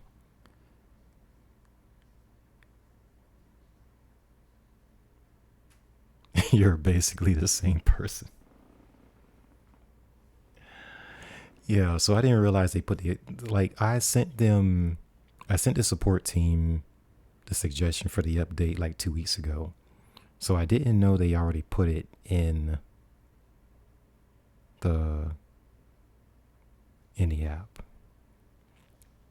Okay, so that can lead me to something else. If you want to put a frame and a, oh, they updated this part too. Hold on.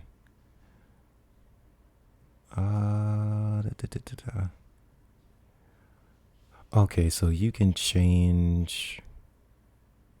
So if this was like a canvas mock-up or canvas concept, you can change the sides. I wonder how that works on color. Okay. Now, when you first upload the artwork into the app, like you go down here to the button, you say add. You can add an artwork, or you can take a picture of your room or whatever space you're in, and then click on interior and add your own interiors to the app. The proportions and and just moving everything around, that was a little bit funky before, so maybe they improved that part as well. But you can add your artwork, you can add your own interior shots in here, or if a collector comes to you and says, this is my space, let me see a concept or a of the work in my space. And so you can come here, add their photograph in, and then be able to put your artwork in that space. And then just test multiple art pieces in there, and see which one they like best. So, oh yeah, and you can change the depth when you first add in your artwork. It can be 1 inch wide, or as far as deep, 1 inch deep, 2 inches, whatever, right? You just add the depth there. The frame, wait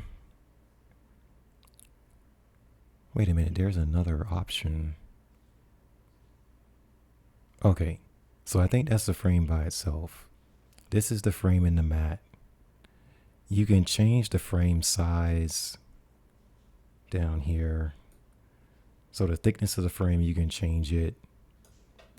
If you go to matte, here's your matte colors. And then if you go to the matte size, you can go up to, what's that, 7.9 inches. So there's that. And then I was told like people like the white frames. So you can change the color of the frame. Also down here. Now this little other icon, the eyedropper, there's a whole bunch of different colors here that I don't even pay attention to, but I'm just saying the option is there.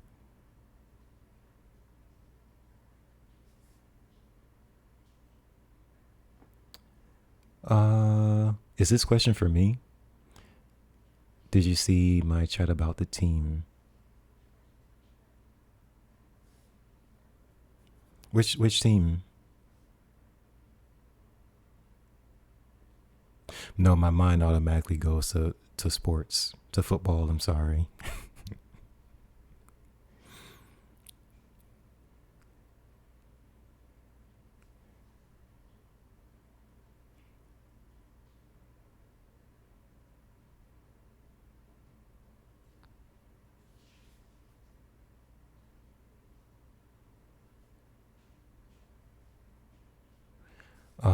You're part of a Twitch team called The Web.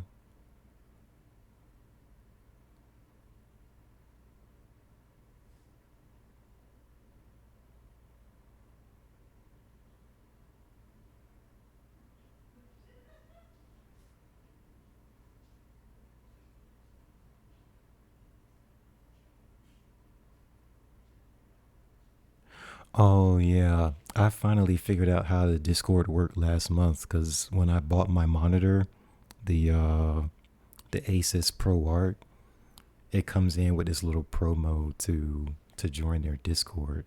I'm like, Asus has a Discord? Like I heard of Discords when you're playing video games, but not like for businesses. But yeah, I just figured out how it works and created a profile. So I think my tag is the same. I have to check.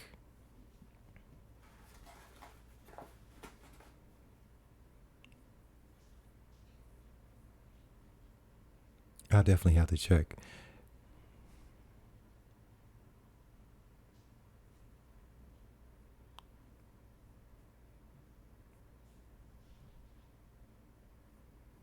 I wonder if I can. Oh yeah, I can expand it. Okay. I guess the only other thing is you have layouts as well. So if you just want one print, you want two prints, there's different, you can have a whole bunch of prints and just put them in here individually. I'm wondering if it's like a drag. There we go. Can I shrink it down? Oh, okay, so you can't shrink it individually, I don't think. Oh, there you go. You can. There it is. So right about there. Yeah, I was on this app last week and it could not do this. So they must have just put an update in. Because I've been trying to do this for over a year. It's like have the dimensions included, and then when you have a combination of pieces, you can like update them individually and see the sizes of all of them. So yeah, this is really good. And then you can, let me see. Do I want to, oh, and this is the other thing. So the color down here for the wall, there's only one color option.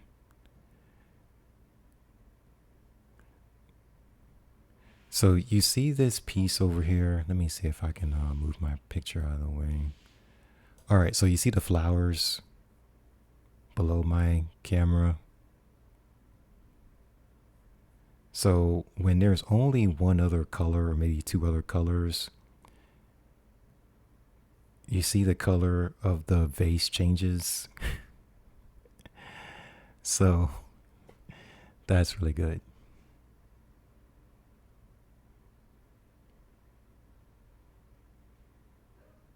Yeah, I would appreciate that. Send me an invite. I'm actually getting invites from people I don't know. I have to figure out how the whole thing works.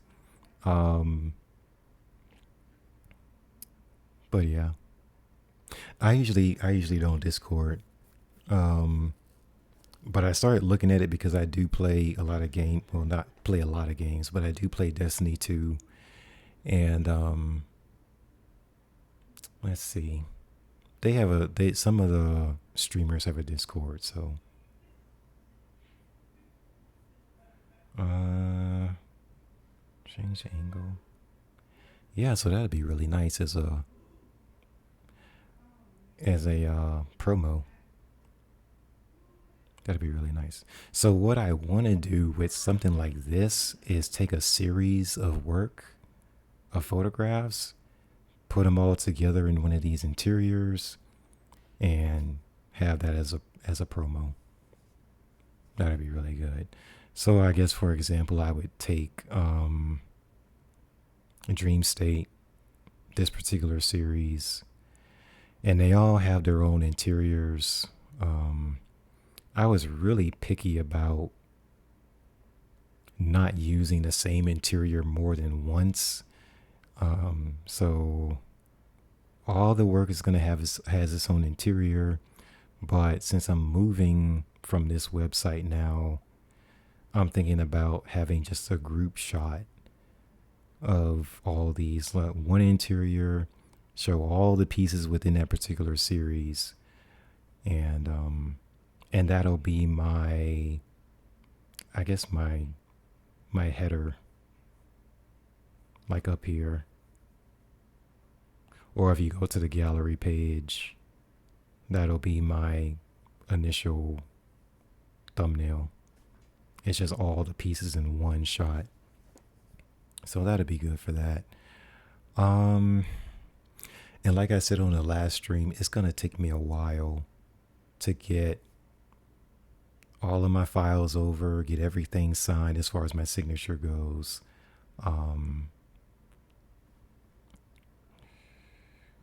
Let's see. So yeah, it's a bit time consuming, but I think it's gonna look good. But yeah, the last thing that I'm working on is the presentation of the website, because it's gonna take me time to learn the user interface, the UI for SmugMug, and making sure that when I change something, it doesn't break the entire website. so so that's the only thing. I'm saving that for last. And then I'll probably have support assist me, give me a little help if I run into some issues. But this particular site, the last day of the trial, because I'm still in trial mode, which is why you see this banner up here, is tomorrow. So I have to close the Shopify store tomorrow, officially open up this site, and continue to have my work in here. Add my work to the new website. So what else is there? Yeah, that's about it.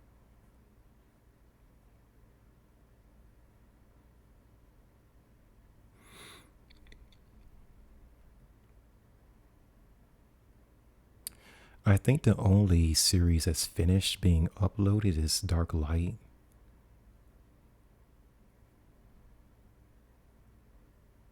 Yeah, this one's finished.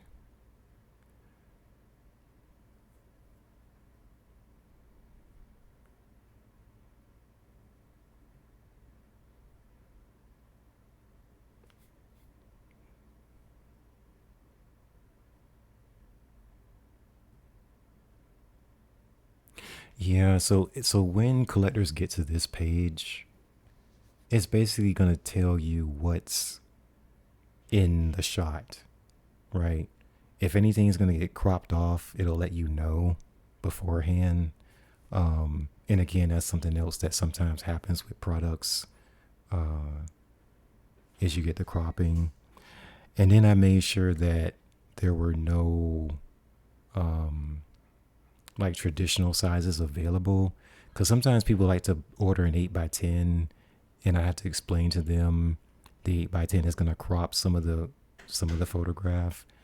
But people like getting 8x10s, 16x20s, because that's like the standard size. The 24x30s is the traditional size.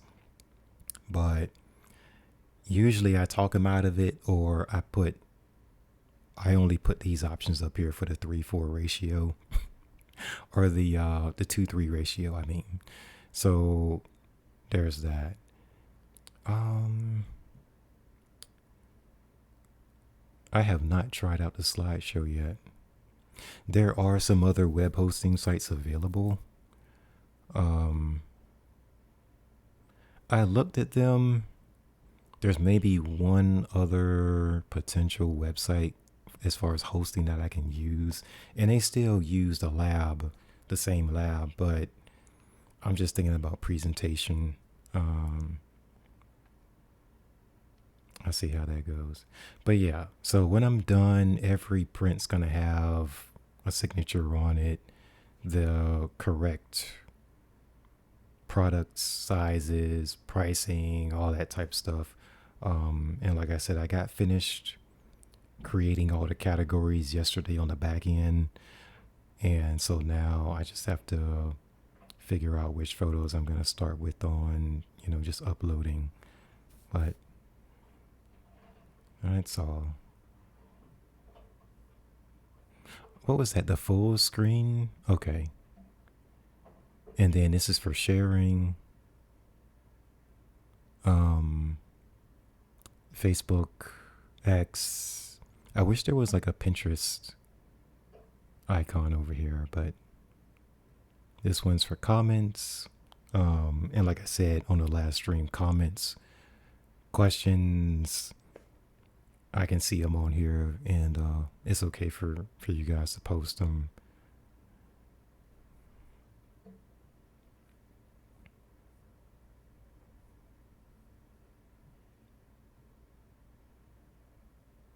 And then as far as the homepage, like I said before, I'll look into creating a slideshow. But yeah, I'm going to work on closing this website in the morning, officially opening up this one. And I guess the biggest headache is going to be Pinterest, because let me see if I can.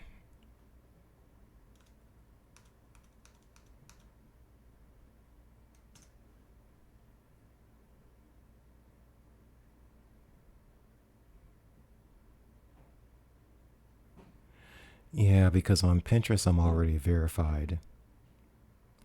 No, not verified that you pay Pinterest like $9 a month to get verified. I mean, like legitimately verified. But my verification is based on my Shopify store.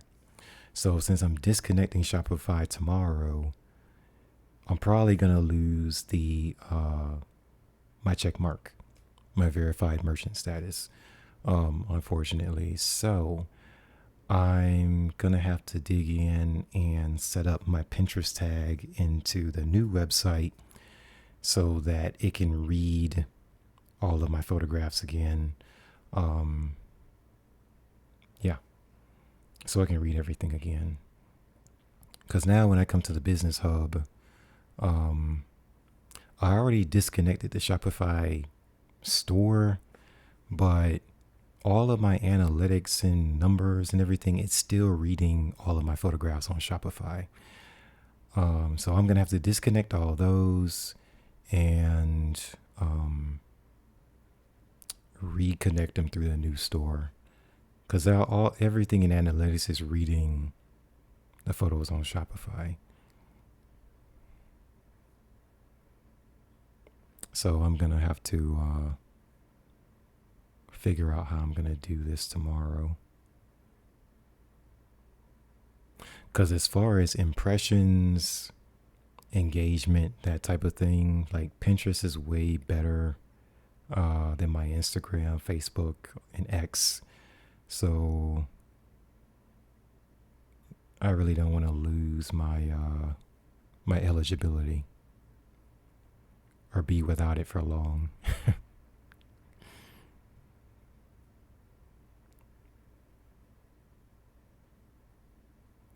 But yeah, and if the verified merchant status is something you're interested in, I would definitely say create the business profile in Pinterest. You can request verification, which I did, and I got denied the first time.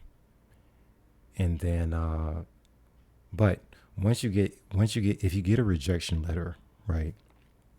If you get a rejection letter, they'll tell you like you're missing XYZ, right?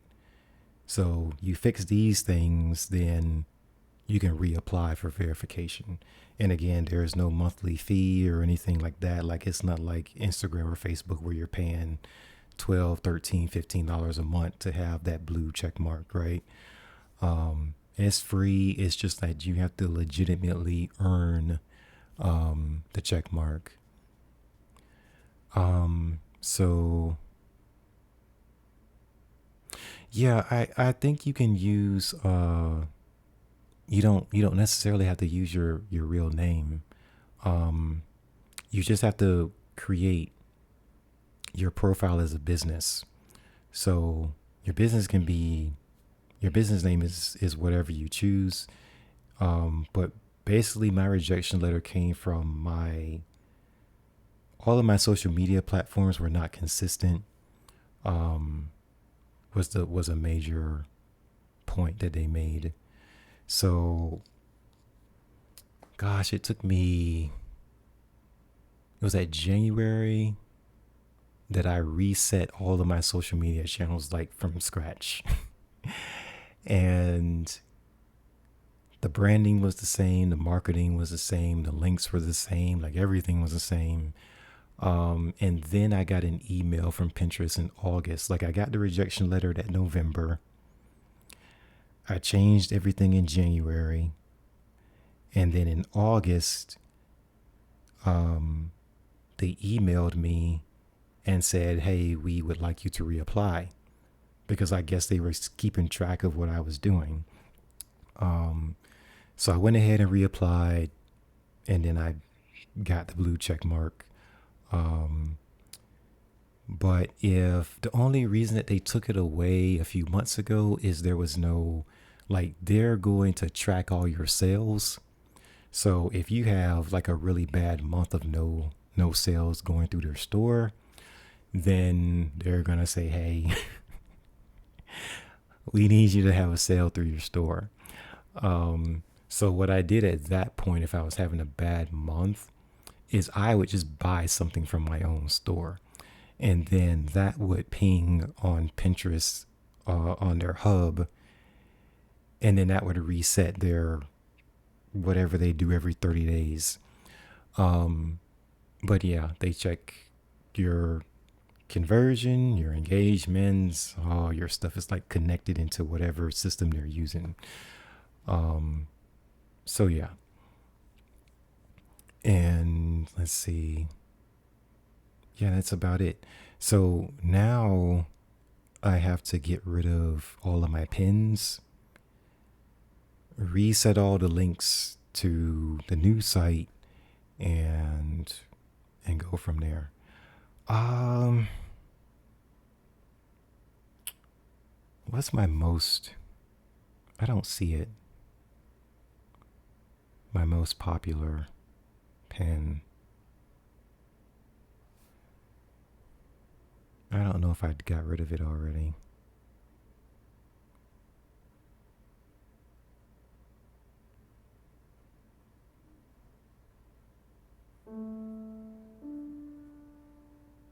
It's this one. Yeah, it's this one.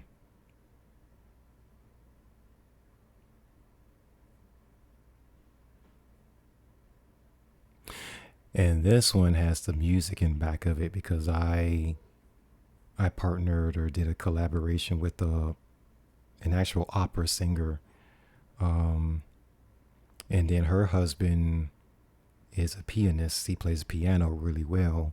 And they do all their shows in the UK, in London, and then they travel around.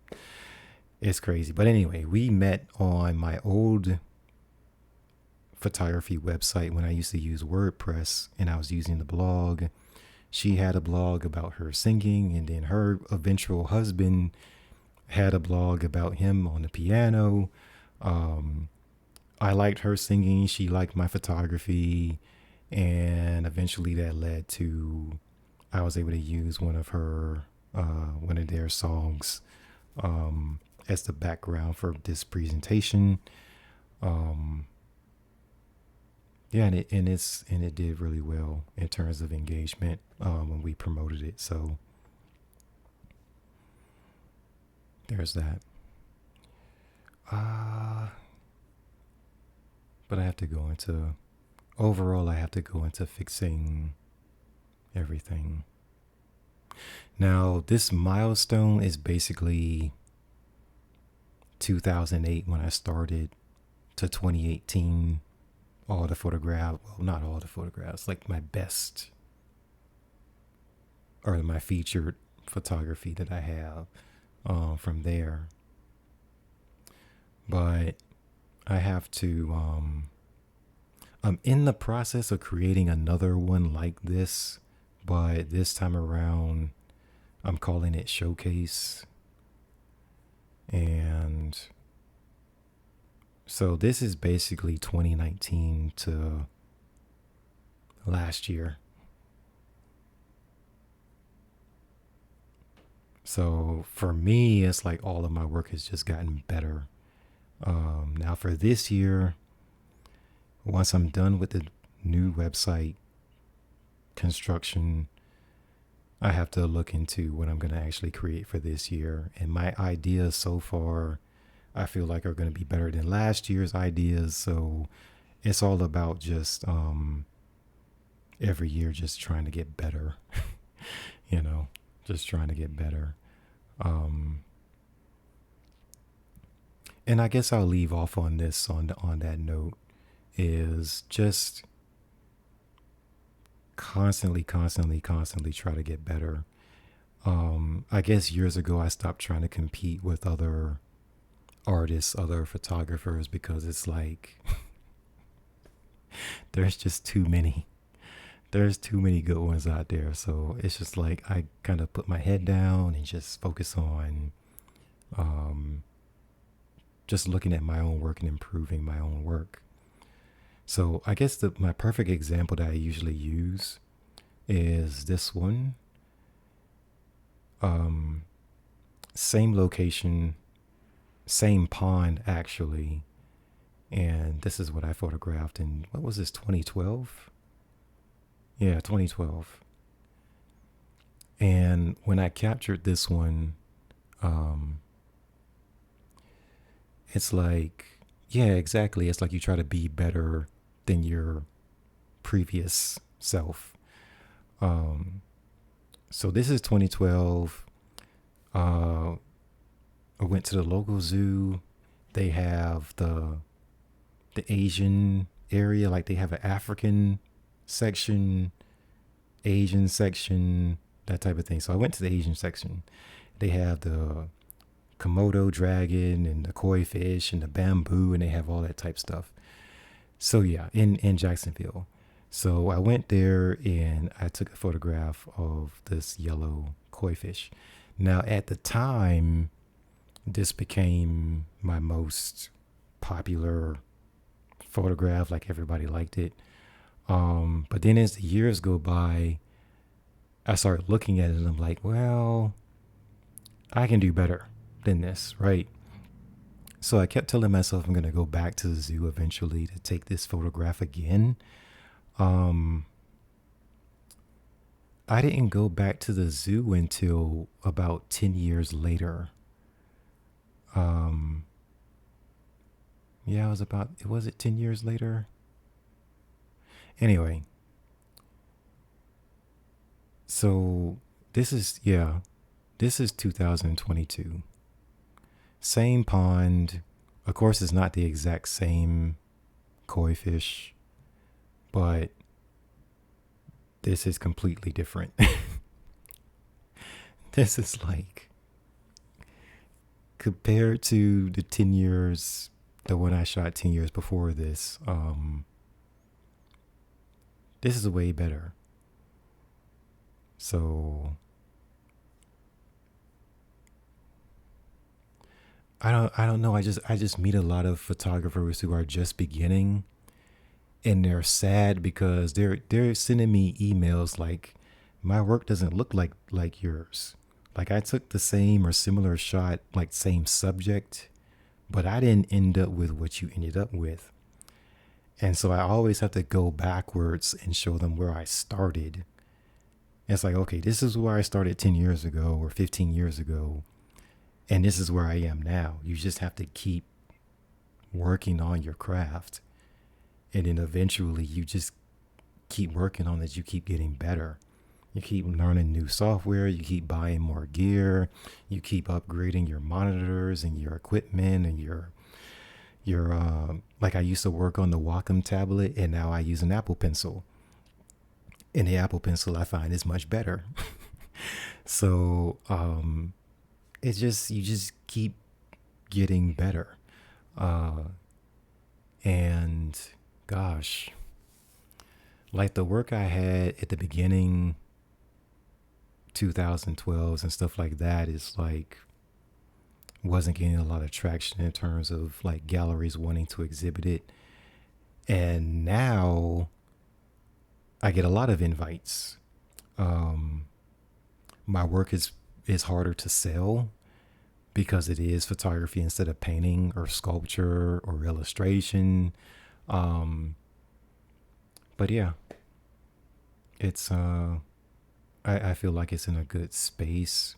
But now it's getting to the point where my style of work has to change again because the company that contacted me last year is West Cover. So I have my work on here, but it doesn't necessarily fit the style. So my goal is for 2024 is to tweak my style of my photography that it fits this style. Cause it just, I don't know, it just needs to fit. So if it fits, it's just it's easier for them to market. So I would like to create, like, this is the type of stuff that they pick.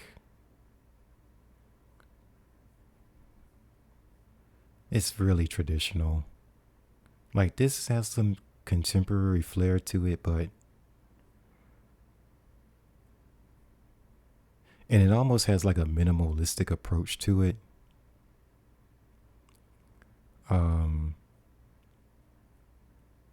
So now as I'm thinking of concepts to create later on this year, it's like, how can I still maintain my own style, but also fit into this category?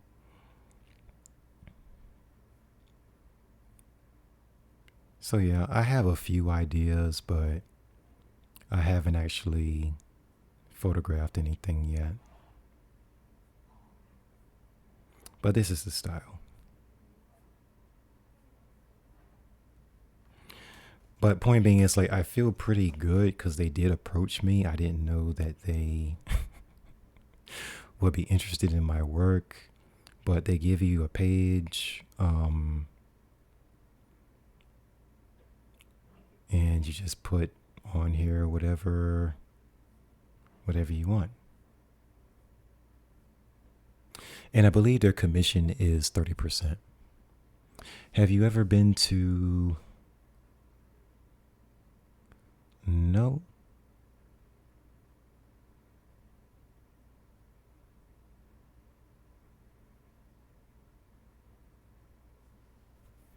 Yes.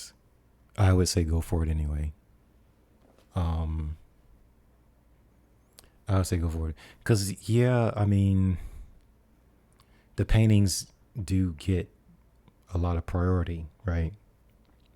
But I do actually have to go because it's already like almost 6 o'clock. So I'm going to tell my story and then I'm going to go. When did I quit? I quit in 2016. Yeah. So I started photographing with a DSLR in 2008.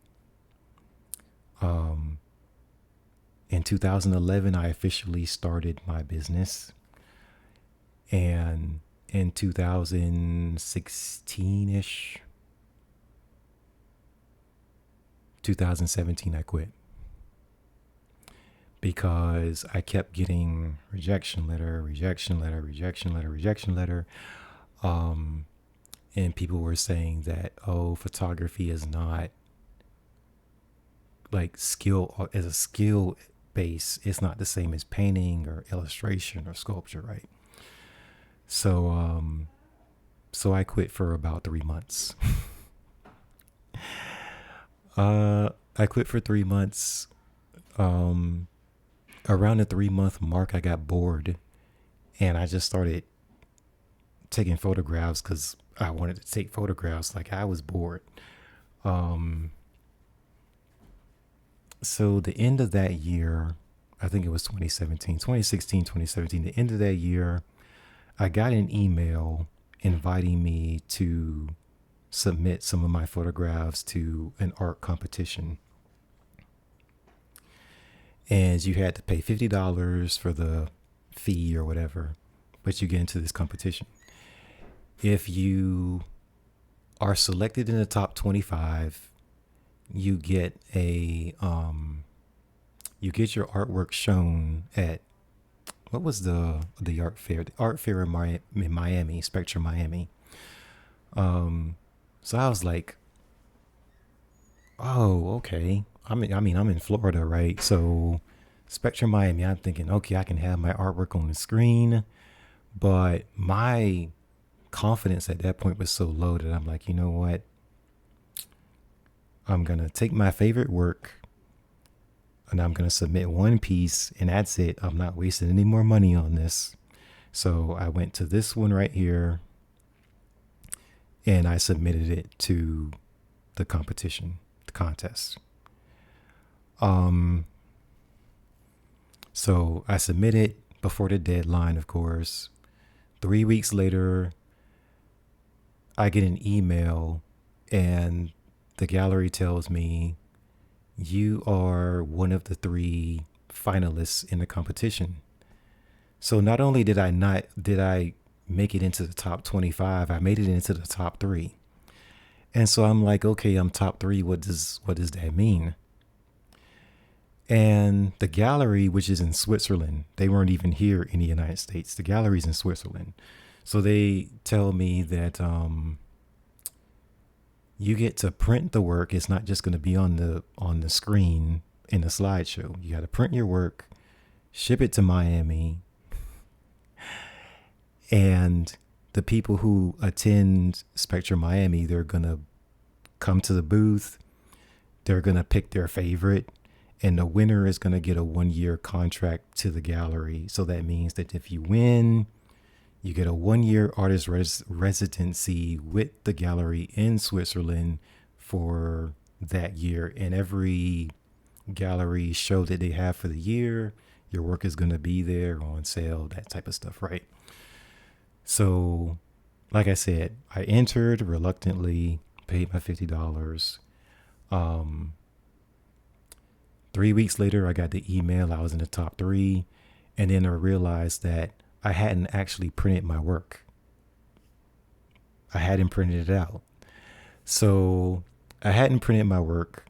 And then I went to Bay Photo and I'm like, okay, I need this to be on really, really good paper because I want to do good in the competition, right? Went to Bay Photo. They had the Moab LaSalle exhibition paper. Loved it. That paper is so expensive, I couldn't afford to buy the paper. So I called my sister and I'm like, I need a favor. I'm going to pay you back. I really want to buy my print on this paper and it's going to go to Miami and I'm going to be in this competition. Like I got into the top 3, like I'm in the top 3. So she forwards me the money. I buy the print. And I had never printed my work on this paper before because it's so expensive. And it looked awesome. I was like, oh my gosh. So I unquit at that moment. I'm like, I got to do this, right? So I ship it to Miami. And some of my family members go down there. And they're sending me videos of the work. They're voting on the work. And it's like, oh my goodness. So anyway. Art Spectrum's like 3-4 day event. So at the end of the 4th day, the gallery contacts me back and they're like, okay, my photograph was up against a painting and a mixed media artwork. Like it was part sculpture, part painting on canvas. And I was like, I'm a goner. Like there's no way I'm gonna win this, right? But yeah, of course I won. I won by 2.3% of the vote. I got like 37 point something percent to the other person's 35%. It was something crazy like that. And so yeah, my work got my work won. I was able to add that to my resume, and yeah, that was the last time that I quit. I didn't quit after that, and that was like 2017. I did my artist residency over there. I wonder if I still have a link up here. Do I still have a link? Okay, so that was Spectrum Miami in December of 2016. Yeah, 2016. That was the first artist residency I ever got, like ever. And let me see if oh,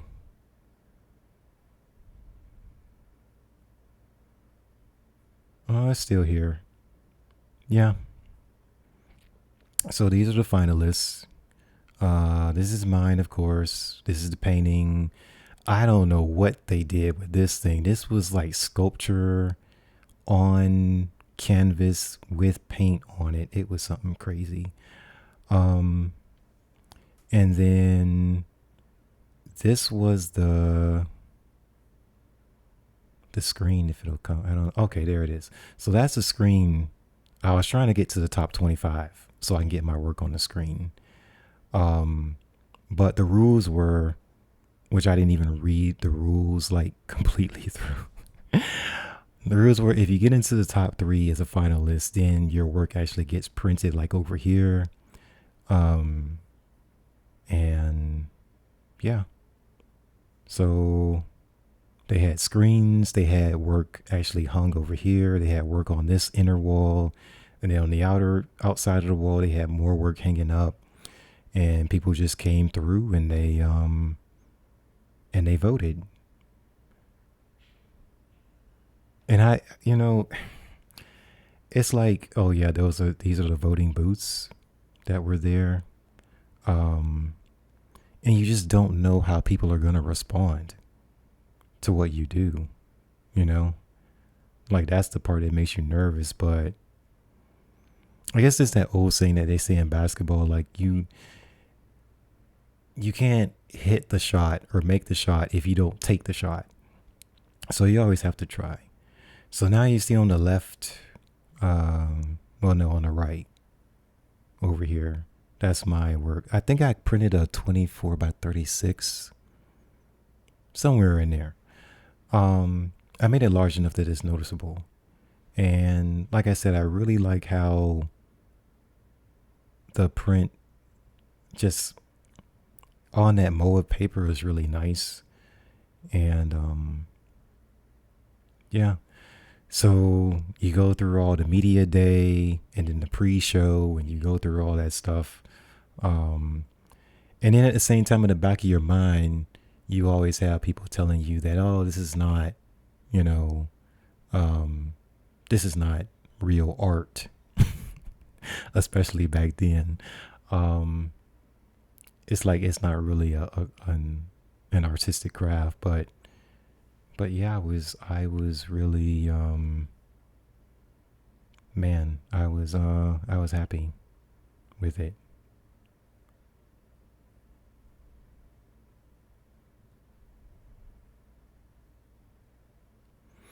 And then I did maybe 4 exhibitions with them in Switzerland, and they're still like you can still submit your work to them now. You can. I think their next exhibition is coming up in Basel, which I did do one in Basel, but I didn't enter the competition. It's just when if you win the artist residency, whenever they do the art fairs, your work is automatically going to be there because you're a resident artist. So you don't have to enter the competition. Um, so yeah, it was crazy. Like literally my work has been places where I have never physically gone. So that's social media, being on the internet. Um, it just opens up a lot of doors. So I would definitely say that internationally, my work has been more successful than it has been here locally. Like by far, it's not even close. So I don't know. I like at first I thought that was weird, but the more artists I would start talking to and meeting, they're like, no, that's normal.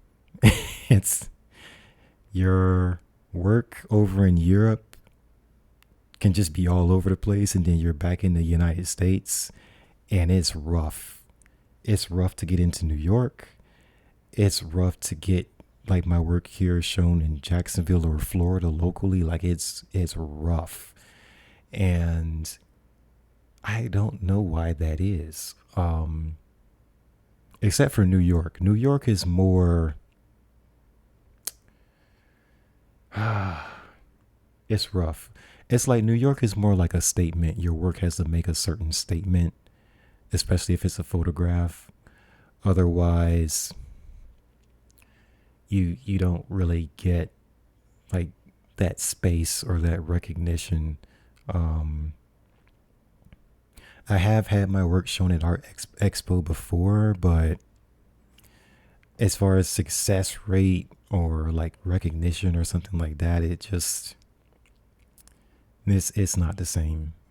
Um, Unfortunately, because it's easier for me to go to New York than it is for me to go to Switzerland and actually see my work on exhibit.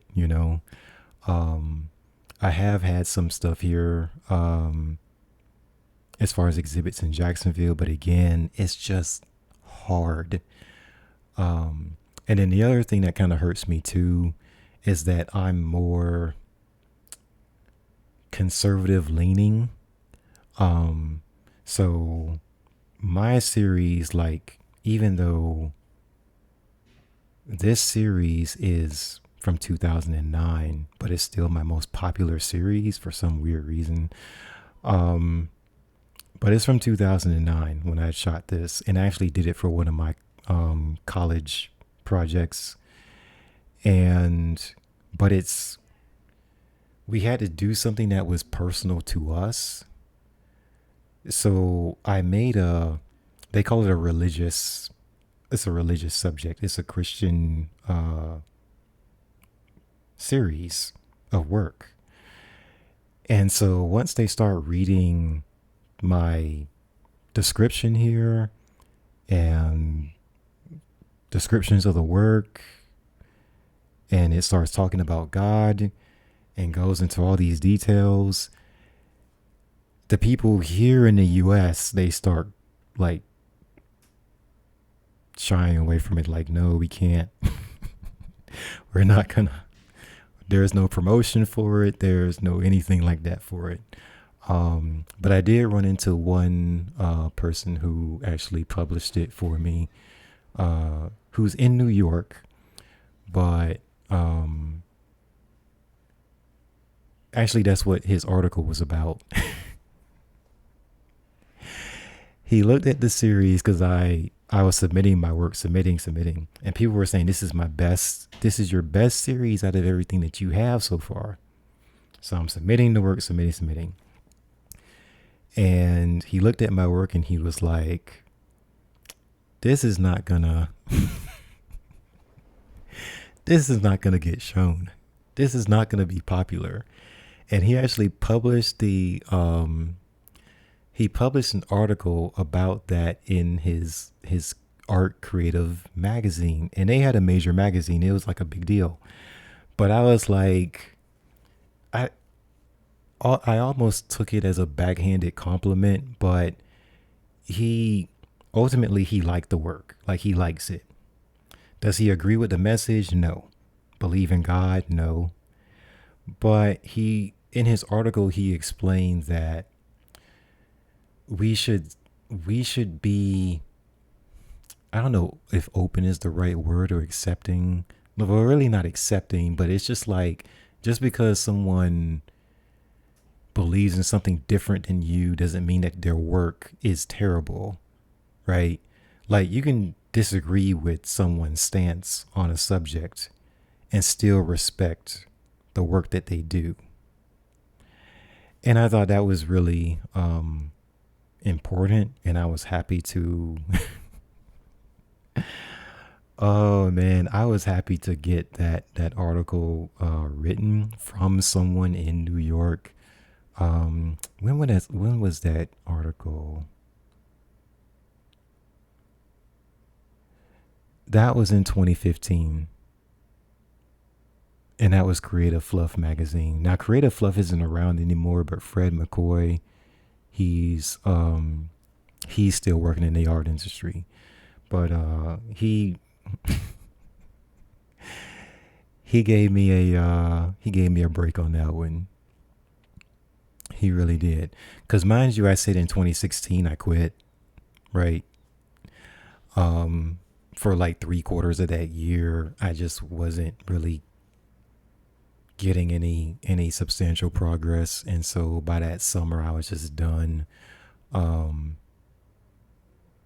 in the fall of 2016, I finally decided to submit my work to the competition, but my enthusiasm and all of that type stuff was just gone. But yeah, it was rough.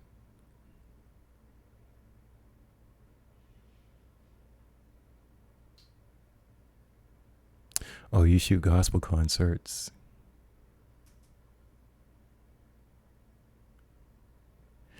Yeah, I mean, there's a lot of different religions, right? But I have found out that people tell me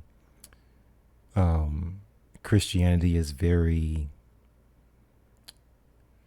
just in a tunnel, right? There's just one way and it's not very inclusive, right? So that's how they approach the work is they're not going to include it because we're not really inclusive. So I understand it to a point, but it kind of pushed me to be better in terms of quality. The quality of my work has to be really good. Because when you have curators going through your portfolio and something is off, it's like you can't give them an excuse to reject you, right? So it's like that saying, like, make your work so good that they can't ignore you. That's what it turns into. You really have to make your work so good that you cannot be ignored.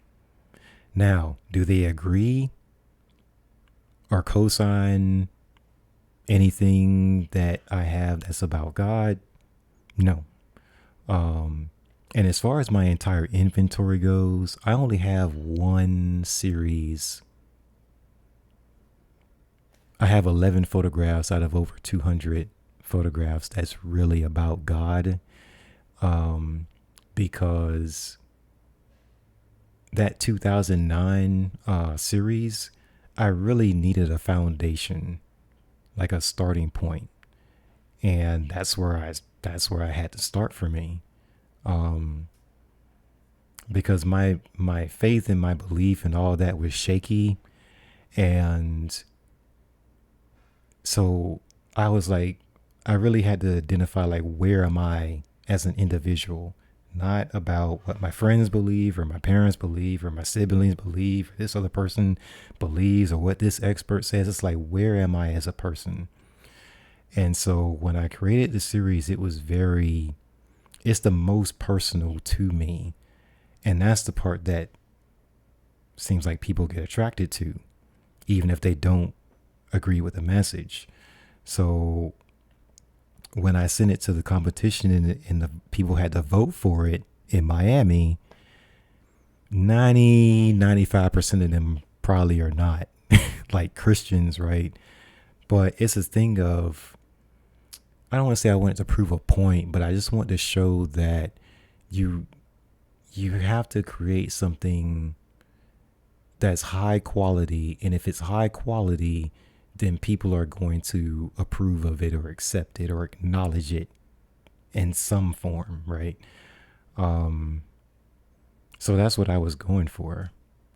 Because I've had these conversations with other artists who are Christians, and I look at their work, whether it's photography or illustration or they're making t-shirts or whatever. I look at their work, I go to their website, I look at their social media channels, I look at everything, and I'm like, your quality has to go way up, because you are dealing with high profile clientele who expect all of your work to be up here, right? And so if you don't hit that standard, they're not going to give you their time.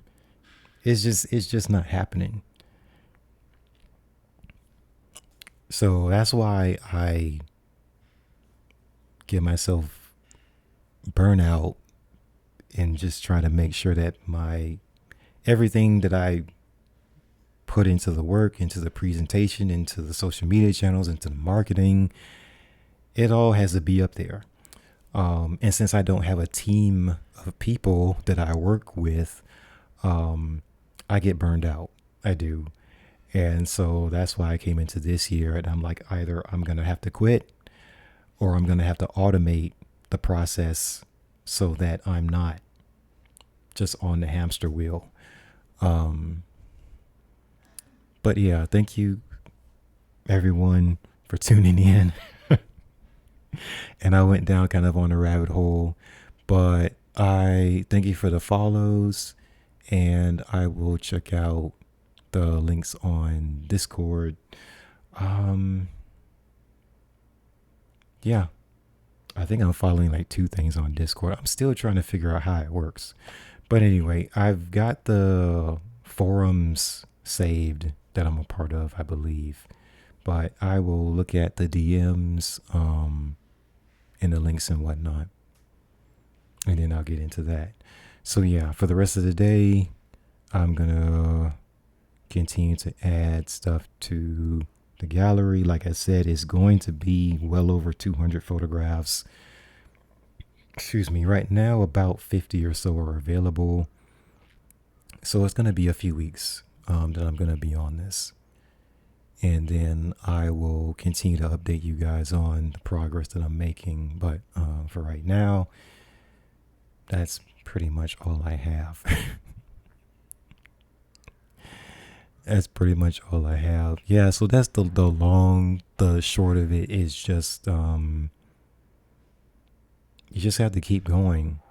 Even if you don't have a legitimate reason why you're going still, because things aren't working out like you planned, you just keep trying, you keep trying. But for sure, like every time I feel like, okay, I'm done. I'm burned. I'm like completely burned out. I just get a message, whether it's on the radio or an email or something that says, no, you got to keep going. And so like I'm just at the point where it's like, okay, I'm still going to have to work smarter, not harder. I'm going to have to automate some things. I'm going to have to shut down some of the social media channels because it's too much. And give myself more free time in general, and then more free time to work on other projects, because there's just, I have too much stuff going on in my mind in terms of concepts. I have too much stuff going on. So if the photo lab can take care of all of the photography print orders, that would be great. That will be great. That will take a lot of pressure off of me, and I have more time to sleep, more time to rest, more time just to go out to the movies or wherever. I just have more time, and for photography, it's like, if you want, as a photographer, if you want an art piece of the Eiffel Tower, you literally have to get on a plane and go to Paris and photograph it. Like, there's no way around it. If I was good at painting, I would just get a picture off the internet of the Eiffel Tower and I'd paint it, and I'm like, okay, I'm good with this. But photography is like, you have to go out there and go to the exact location. And if you don't get the exact capture that you want, you got to go back and photograph it again. And man, it's rough. It is rough. But yeah, thank you all for showing the live, being here during the live. I'm probably gonna add this to the YouTube channel. I may have time to make little clips of this to put on Instagram, Facebook, Pinterest, and X. I think I'm down to 4 social media channels. I think I'm down to 4. I just got rid of my TikTok. I'm not there anymore. I got rid of Tumblr. I got rid of True Social. That was 3. I got rid of LinkedIn, my company page on LinkedIn. And see, there's that bubble for the thumbs up. I got rid of that. And I don't think I'm going to trim down anymore. But I had like 8 channels and I'm down to 4. So yeah, I'm just trying to free up time. I really do need to free up time. And plus I have work that, just going through all my files, I thought I finished the work, or I forgot that I hadn't finished the work.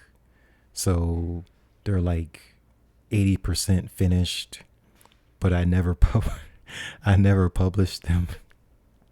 I never published. I didn't put them on the site. I just completely forgot they were there. That's how many folders I have of photography. But anyway, so there is all of that. I'm yeah. So I'm gonna take a break in between, like do this in pieces. I'm not gonna try to blitz it and do everything at one time, but I'm gonna target the first 4 or 5 tiers of my work, um, and get all those done first, and then the ones that are older, those will trickle in gradually as the year goes on. That's how I'm approaching it right now. So the first 3 tiers are done. I'm on tier 4 as far as how I categorize my work in tiers. So tier 1, 2, 3 finished. I'm on tier 4. It goes all the way down to tier 13 as far as how I so tier 1 is the best, right? And then tier 13 is people still like the work. So I'm making it available, but I really don't have an attachment to it that much anymore. But it'll be up there. It'll be on there. So right now, some prints are done. So no matter what tier it is, some of them are just finished. I'm gonna continue to upload those. And then once all those are out the way, I'm just gonna stick to 4. Tier 5 is a lot. There's like over 50 in tier 5. Tier 6 is not bad. And the other tiers below that are not too bad. Now, tiers 11 through 13, there's like 70 of them. And there's still probably more to add. And those are going to be at a budget price point. They're not going to be expensive at all. I'm just sharing them because people, like, sometimes I share my work on other sites and people are like, oh, I want that one. So I'm like, wow, it's something else to add. So yeah. And then some of them are good and I just felt like I don't need them in my portfolio anymore because they're too old. Like 2008, 2009, 2012.